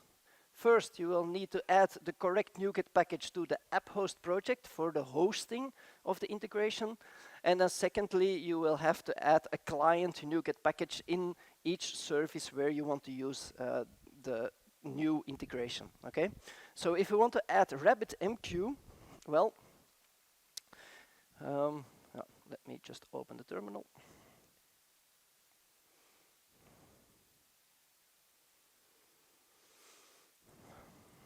Okay, we'll have to be in the app host folder, of course, in this case. And then again, it's a case of looking at the MS-Learn documentation to see what NuGet package it is. But in this case, it is the .NET add package aspire.hosting. That's mostly the case for the app host. It will always be aspire.hosting and then a certain integration. And in this case, it will be hosting.rabbitmq. And if you add that, it will add the NuGet package. There you go. It will add the NuGet package to the app hosting environment. Of course, that is not enough. Again, like with the Redis cache, what you only did was add the NuGet package so that you could set up the integration. But of course, in your app host, you still need to actually set it up. So again, I will just now, for the sake of making it a little bit faster, I will just copy paste things. So if you want to set up RabbitMQ inside of your app host, because of the fact that we added the NuGet package, we'll now have a new extension method, and it will be builder.addRabbitMQ. Again, we'll define a certain magic string, messaging in this case. And remember, again, it will be the same string that you need to use in all clients where you want to use the messaging system. But in this case, it's create build, it's add RabbitMQ, and that's it. Okay. Now, if I want to use RabbitMQ in a certain service, then of course I have to do the with reference type of thing again. So in our case, it will be in the API, if I'm not mistaken. This was the case that I added it. Yeah. All right. So in the API, if I want to use RabbitMQ later on, I have to say with reference messaging. So that's the variable name also that I defined, messaging. And the same thing we can do is again also wait for messaging, that the API will only start if the RabbitMQ configuration gave a correct health endpoint check, then the API will only start. Okay, so again, just to verify that we did everything correctly, let's start up the project already.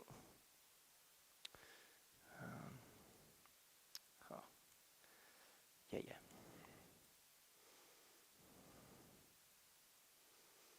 All right, let's start up the project. The solution. And there we have our dashboard. Let's open it, and voila, we now have an extra container available, and it's the RabbitMQ 4.0 image that is being pulled down, so it takes a while. I hope I'm still on the Wi-Fi. This is taking long.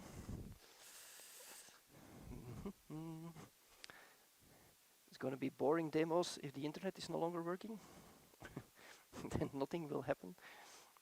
So let's start it again to see if maybe there was a glitch.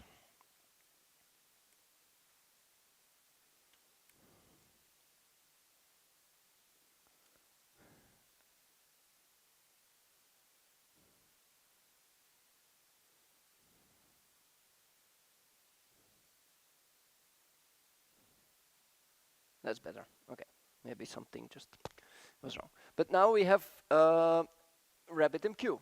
But again, the same thing applies here. We injected RabbitMQ. It's an Docker image that's being pulled down. I don't know if a lot of people have ever worked with RabbitMQ, but RabbitMQ itself normally also has a UI available where you can actually open RabbitMQ to see which messages come in and drill down there. But by default, it's disabled. If you didn't do the correct configuration, you don't have the UI available. And so the Aspire team said, okay, we'll use the default, it's going to be disabled, so you can't see it. So also here, you have to look at the documentation of the integration to understand if I, at debug time, maybe want to actually see if messages are coming in and are being processed, then I would actually want to have the UI also available. Well, then you need to add extra configuration methods to your RabbitMQ element. And the ones that we need to do, we want to use is with management plugin and publish as container. That means that a RabbitMQ will be actually fully integrated as a Docker container with the UI embedded. And the UI embedded is with the management plugin. So if we added those 2 extra lines of configuration and we now start up our project, we normally would have a UI available to actually drill down into the messaging of RabbitMQ. So let's verify if this is actually working.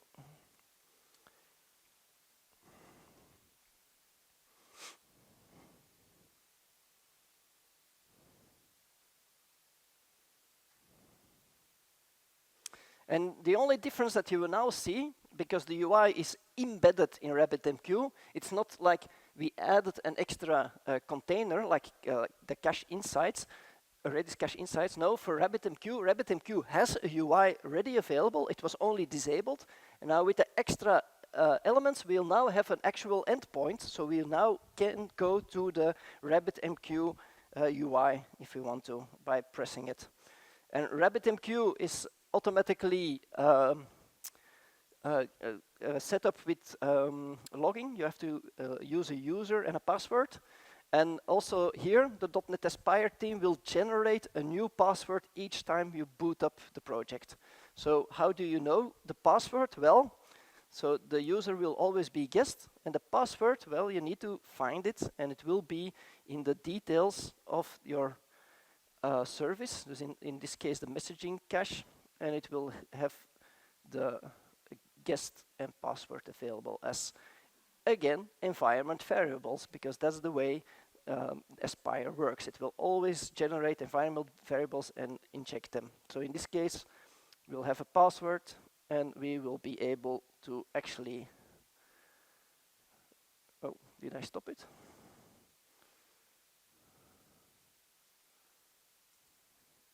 Weird. So weird status code doesn't seem to work. I'm not sure what the local network is, but maybe something is wrong with my setup. But again, anyhow, you should have a messaging system available. Oh, let's see. Do I have? No. It should just work, but we get a 431. I'm not sure why.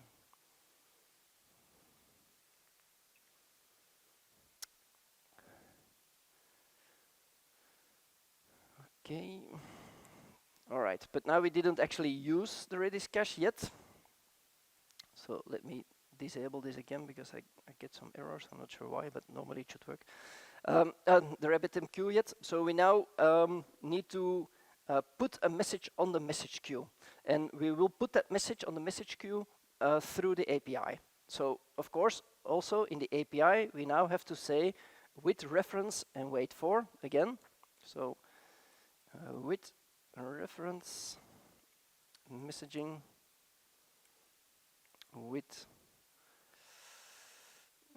wait for messaging. There you go. So now we have the opportunity to use the RabbitMQ messaging system inside of our API. But of course, this is not enough. again, in the API itself, we now have to introduce a NuGet package so that it understands the integration. But this needs to be the client NuGet package and not the host NuGet package. So let's go to the terminal. So you see that it's over and over the same process. Each time you want to introduce a new integration, you first add it in the to the app host with the correct configuration in the program CS file, and then you add the correct NuGet package in the client and also do the configuration there. So in this case, I need to go to the API, and I need to do .NET add package aspire RabbitMQ, I guess, RabbitMQ client. There you go. And this will inject the RabbitMQ integration into the API, and now we can actually use that in our API. So if we now go to the API itself, to the program.cs file, of course, here again, like the same thing that we did for the cache, we now have to configure the RabbitMQ also in the API. So also here, I will just copy paste some stuff just to make it easier. Like I said, you all have the complete code already available.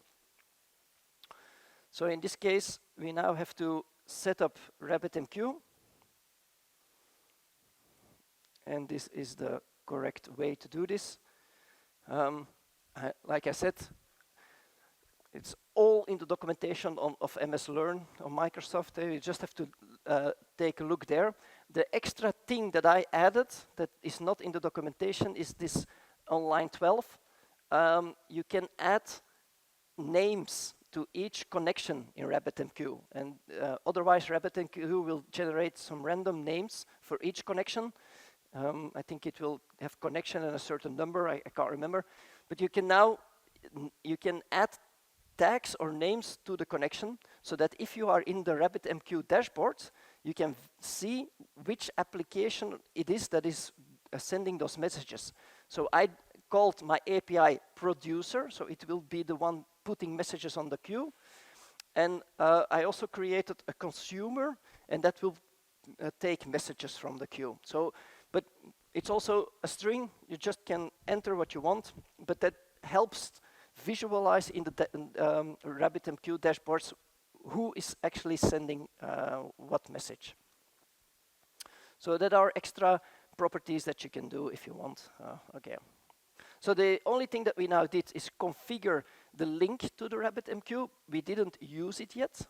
So to actually send a message to the RabbitMQ environment, I will switch to the full solution because this is a lot of code actually to add. So, but don't worry, like I said, you have the code available through the URL. But if we go to the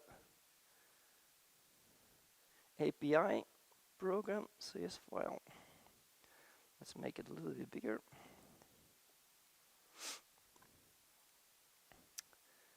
Then you will see the code to actually put something in RabbitMQ.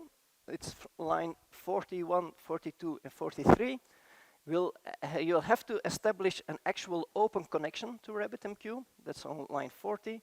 Then you will have to set up a channel to communicate, to send messages. And you declare on which queue you want to push the messages on. And in my case, I just created a queue called orders. It's like you create a website and users can put items in a basket, and at a certain point they want to order the basket. And that can be done through a message. So I have an orders queue where I can put messages in. And then the other thing that you need to do is actually create a message. In this case, it will be hello world. That's it. I didn't have something fancy, it's just hello world. But of course, in a real world production, this will be a JSON blob that you serialize, put in a message, and then send over the wire. But okay. So we just put hello world onto the cache, and then the worker will read that message, and it will be hello world. That's the whole idea. And then we have to send that message at a certain point, and that's on line 95, no, 59, sorry. we'll use that channel and we'll say basic publish, and that's it. And then you have to fill in some properties, but it will be that hello world inside of the body of that message, okay? That's it, right? Like I said, this is not a course on how to use RabbitMQ. The demo code is available, just use that if you want to, but it could be that you are using Azure Service Bus and then the code will be totally different, of course, all right? It's just like you can use integrations with Aspire and it will help you facilitate this. That's it. So if you now run this project, let's see if the other one was stopped. Yes, I think it has.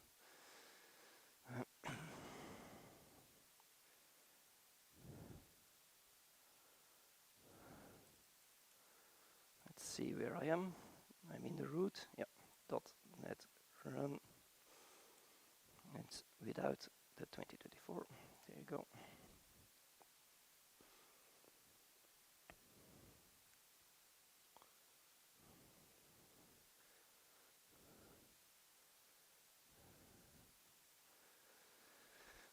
This is the complete demo with also with the database and stuff like that. But the most important part here is that we now have also a small .NET project called Worker Service. I will show the code in a bit.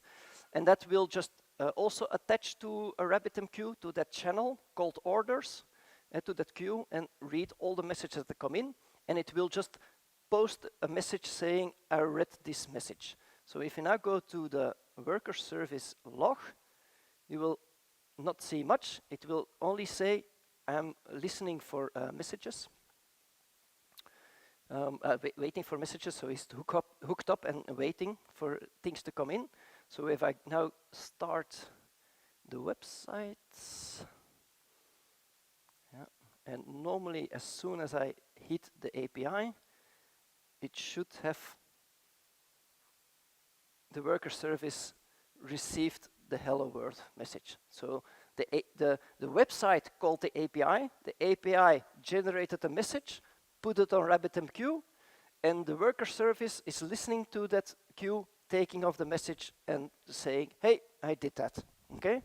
And thanks to the power of OpenTelemetry and .NET Aspire, we can actually also see this visually in our dashboard, in our traces, that it actually did those things. So the web frontend called the API put a message on RabbitMQ, and the worker service read the message from RabbitMQ. So it can even be that if the worker service maybe takes 1 minute to get the data from the queue, then your trace information will only be complete after 1 minute. Okay, it could be that you don't see those lines yet because the worker service is maybe busy doing something else. It's only when it processed the message that it will inject the data into the trace. That's also an important part to know, okay? Because of this is all local, this is almost instantly real time, so it will be directly inside of this, but it could be that you don't see this straight away, that maybe the processing takes some time, okay?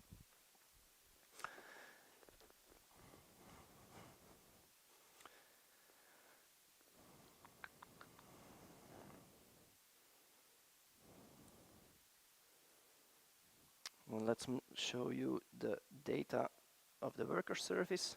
So the worker service, for the people that know .NET a little bit, is just a background process, background process project, sorry, that just runs. And I did a similar thing here. I injected the Redis, the RabbitMQ client NuGet package, and also on line 5, I hook up the worker service to the correct channel. So it's with messaging, and I tag it event consumer in this case instead of producer. And then in the background service itself, so there's a worker process here, it's a background service that is a specific type of .NET project that you can use. It's just a constantly running process in a loop. And then each time when a message comes in, it's an async.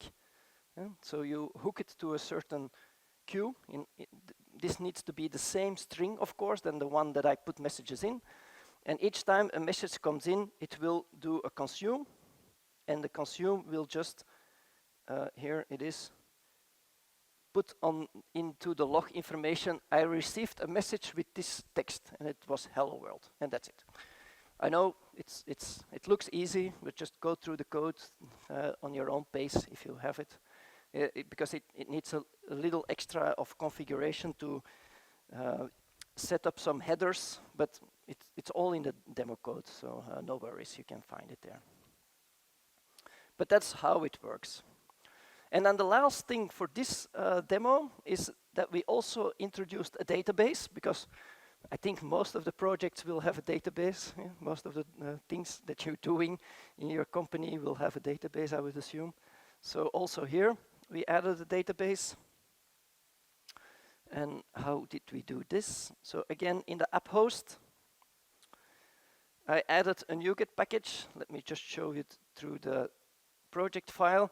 We added the Aspire hosting PostgreSQL NuGet package. Again, the same format, add the hosting package. And then the secondary thing that you need to do in the program file itself is, of course, configure the database. And this is a little bit more lines of code. It's from 10 till 16. Why? Because what you can do, and it's just the demo purpose, you don't have to do it, but what you could do is already at startup inject data into your database so that you have a set of dummy data available if you want to. And how can you do this? Well, you can do a with bind mount, but then you already have to know a little bit of Docker. So how does this work? Well, you have an external file available on disk, and as soon as the Docker container starts, in this case the PostgreSDB Docker instance, you inject that configuration file, and as soon as the Docker image starts and it creates a container, it will pick up that file and inject the data in your database. For Postgres, it's not that difficult. You have to create, I think, a SQL file or a DB file. Can't remember. Let's double check. A SQL file. Yeah. And there you can just write SQL like you want to. And what I do is, as soon as the application starts up, I create an empty table called to-dos, and I inject some to-do information in the table. Right, that's it. And this will be done each time when I start my Aspire project. Each time when it creates a new Postgres database, it will first run this init SQL, and then you have a database with data inside of it. So that's a nice thing to know. And that's something that you can do in the app host program file. There you go. And then we add, of course, the database that we just created.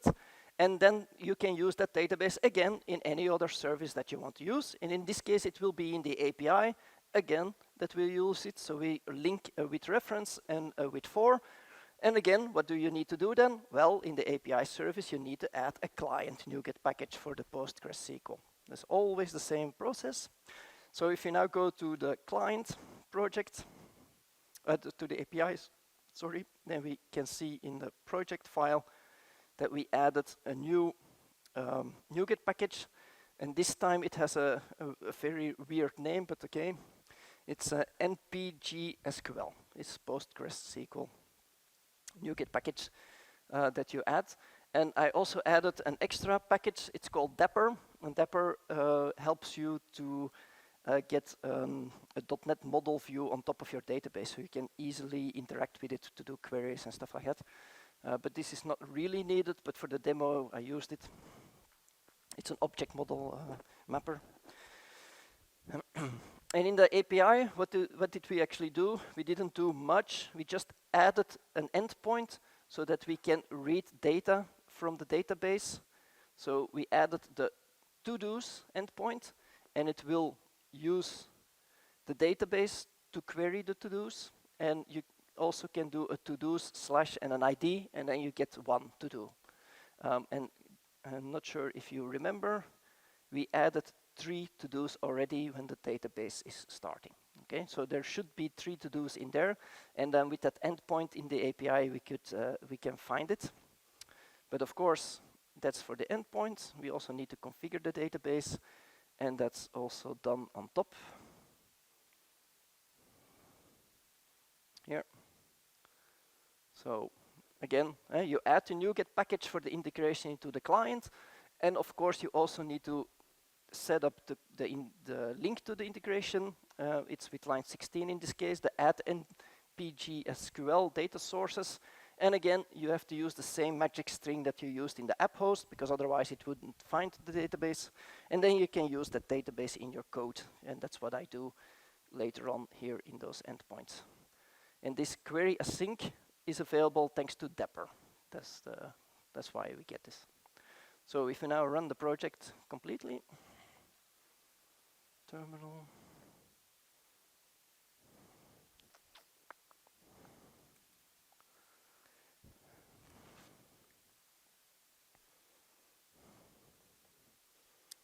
And we open the file again. We have to wait until everything is started up. There we go.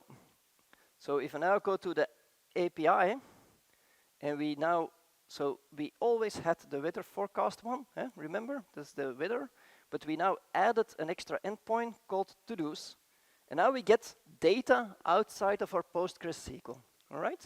So I didn't need to understand how to set up PostgreSQL, how the query string, or the connection string, sorry, had to be.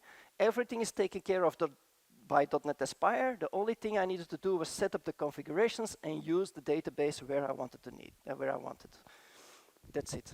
And so now what I even could do, if I want to, in the worker service, maybe if a message comes in, add an extra to-do in the database. That was something that I could have done also, but at the sake of time, I didn't have time to prepare the demo more. I only read the data that's already into the database. But also the other endpoint should work. If I now say to do one, then I get one to do from the database. All right, so I think with that, I have everything that I wanted to show you for the demo. I have to stop. Okay. So we still have half an hour. So if it's okay for you, I will just give you other examples, other projects that I already tried with .NET Aspire, so you know what is also available and possible. Maybe the first thing that you have to remember is if you have a .NET Aspire project and you want to test it out in Azure, then you have to do a few things. It's baked in, but you have to know what you need to do. So the first thing that you need to do is locally install AZD. I don't know if you know what it is. It's the Azure Developer CLI. You have to install that locally, and if you do that, then you have this command on your terminal, AZD. If you do that, and you are inside of the root of an Aspire solution, then you can do AZD init. If you do that the first time, it will go through all the projects that are available into your solution file and will create a bicep configuration. And with that bicep configuration, what you can do afterwards, when it's generated, you can do AZD up, and then it will push all the projects into Azure. And it will generate an Azure Container Apps environment, and all projects will be available in Azure. When you do the AZD up, you will get first some questions. It will ask you which subscription you want to use. If you haven't logged into Azure, then you also have to log in. You get a Windows pop-up and you have to fill in your credentials. Then you get a list of all the subscriptions that you have capability to. You select one. It will then ask which projects would you want to push. Generally, you will to push all projects inside of your Aspire project solution. And then the third thing that it will ask is in which Azure region you want to push, like West Europe or North Europe or United States and stuff like that. And if you just let it handle everything, I think it takes 10 minutes or something, and then all projects will be available in Azure. And if you want to stop it, you can do AZD down, and then it will tear down everything that's available in Azure. Okay. Also, again, for the sake of time, because like I said, it takes about 10 to 15 minutes before everything is pushed to Azure. I also already did this. So if I go to my portal,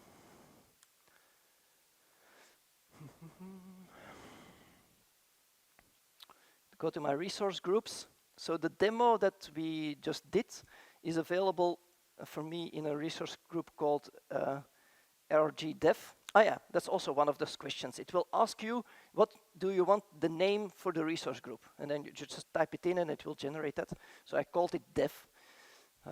And then you will see that it actually created an Azure Container App environment. Like I said, if you don't know what it is, it's actually a UI on top of Kubernetes that Microsoft introduced. So you don't have to know everything about Kubernetes. And inside Container Apps environment, you can push container apps. So that are pods, a little bit, that are inside of your Kubernetes environment. And with that Azure Container Apps environment, you also get automatically, if you open it, a link to the dashboard online in your Azure environment. So this will also give you the same visual representation of your Aspire dashboard locally, but now fully linked to your Azure Container environment in the cloud.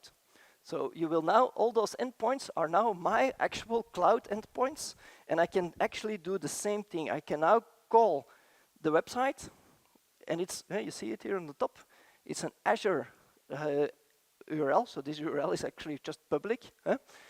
Why is it public? Because we added that with public endpoints. Do you remember at the beginning of the demo?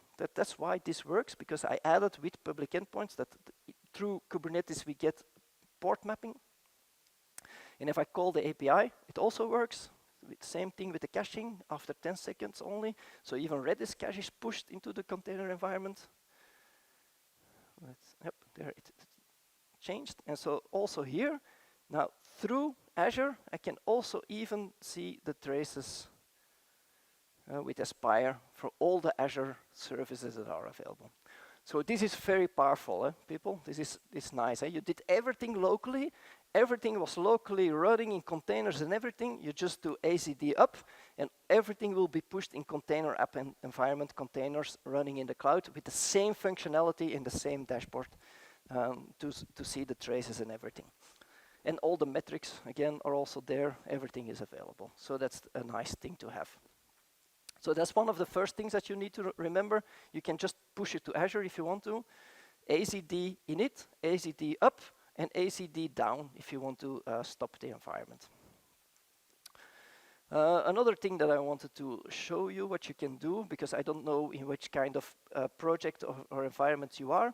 You can now also with .NET Aspire, it took them a while before we got it, but you can also now use Azure Functions.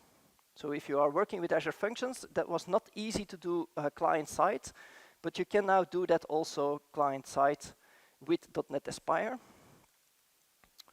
The only difference here is, and you will see that here, is that the functions NuGet package is still in preview. So it's not yet GA, it's still in preview, but to start with, it's possible to do. So what do I have here? I have here a small Aspire project. If I go to the app host, it starts 2 Azure functions. And in the code, I linked them to an Azure service bus in my portal.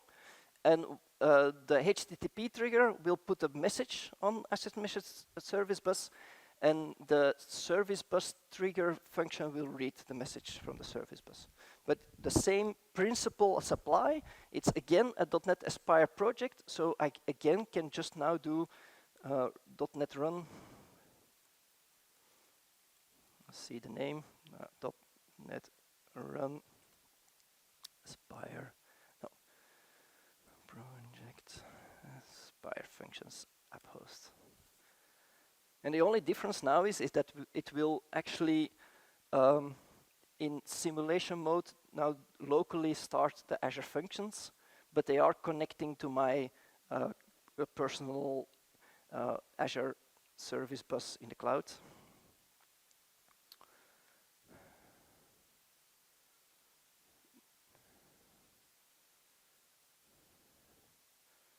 So the only thing I can't remember was which which function endpoint I defined. So let's see if I can find it in the code.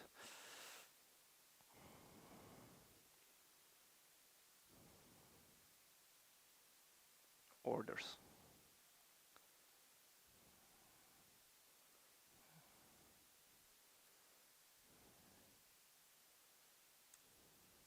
Was it that one? Can't remember.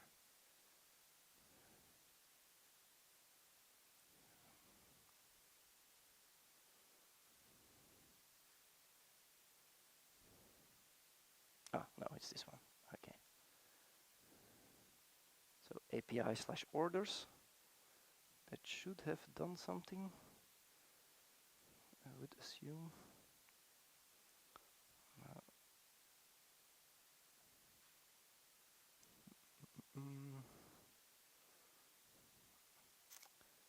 That's of course if you don't prepare the demos good enough. Let's see if that was the correct endpoint. It's 7288. 7288, yeah. Orders. Normally we should see methods coming in here, but I don't see it working for the moment. Can't remember why. Maybe my service bus is stopped in Azure. That could also be. But again, just know that it's possible. Only it's still in preview that you use Azure functions locally. And let me show you the code again. Here, here it is. So it's with the Add Azure Functions project extension with a NuGet package. It should normally work. And then as the last demo, I want to show you, because I didn't touch that yet, but it's also something that you should know that exists, is the OpenTelemetry collector functionality. So we didn't discuss that yet, but like I said, it's all sometimes nice to have an OpenTelemetry collector, because then it can aggregate data before it sends it out. And if you want to do something like that with a collector, then of course you also have to introduce data stores, because you have to send data to. And also this project is on my GitHub repo. So you had the URL of the other one, but this is also there. What I introduced here is I added Loki. It's a Grafana log data store, so all the logs are pushed to Loki. Then I added Tempo. Tempo is a trace data store from Grafana. So all traces are there. Then I add an OpenTelemetry collector. So all the OTel data, the logs, traces, and metrics are pushed to the collector and no longer to the Aspire endpoint, but to the collector. And the collector will push all the data then to Tempo, Loki, or something else that you want. And then in each project, I now change that environment variable, saying, no, you don't have to push your data to Aspire anymore. You have to push it now to the OpenTelemetry collector. So that's the only change that I did. It's a lot of configuration, yes, but conceptually that's the only thing that I did. And at the end, I also added Grafana itself. Grafana is a UI on top of those data stores, so that you actually can visualize it. So if we now run that. Oh, hold on.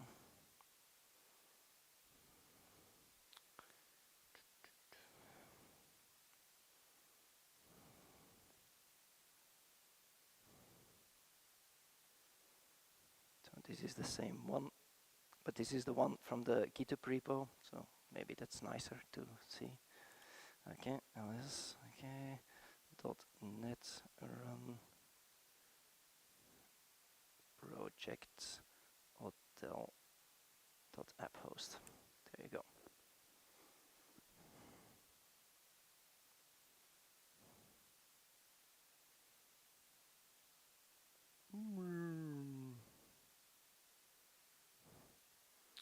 Launch failed. Okay, let's take the other one then. And not much time to look why.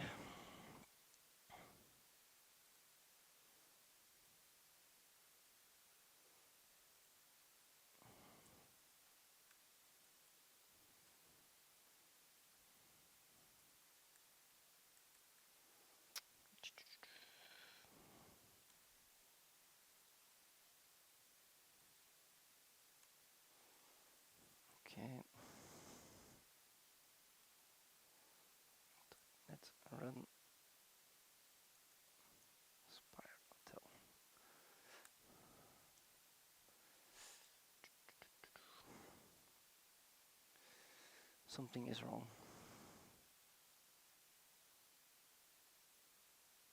Oh, damn. Sorry, I can't. I see what mistake that I made. I'm sorry about that. Those demos are a little bit older on my GitHub repo, and I just, before coming here and preparing the demo with the new things, I upgraded to .NET 9 because Aspire had a lot of new functionality with .NET 9, and I deleted my .NET 8 installation on my Mac. So it can't start because it's depending on .NET 8, and I deleted that. But normally, if you have multiple .NET SDKs on your machine, you should be able to start these. But I forgot that I didn't upgrade those projects yet, so that's on my to-do. I will try to upgrade the GitHub repos also. But with that, we have 50 minutes before the end. Sorry about the last demos, but also all the code is on GitHub. You can take a look if you want to, but are there any questions? Anything that you want to? Yep.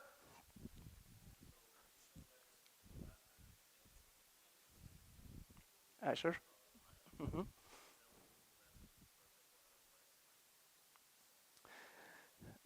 No, what it actually generates is a okay, if you want to deploy to AWS, it takes a little bit more time, but what you could do is it generates a bicep structure. It's inside of a hidden folder, so it starts with a dot. If you show all files, you can find it. And there are tools that enable you to change that to Terraform. And if you then use Terraform, you can actually deploy to AWS. But it takes a lot of manual effort, for sure, of course. Or just push this one to Azure. And in Azure, you also have the functionality to export. And then you get an ARM-based template. And also that, there are tools to transform that to Terraform and then push it back to AWS. Yeah. But of course, depending on some configurations, it could be you have to tweak it, but yeah. But it is possible, yes. But not out of the box with the AZT configuration, no. Any other questions? All right. With that, I would say we round up. And again, thank you guys for joining the workshop. I hope you enjoyed it and learned something. And maybe see you next time. All right. Thanks.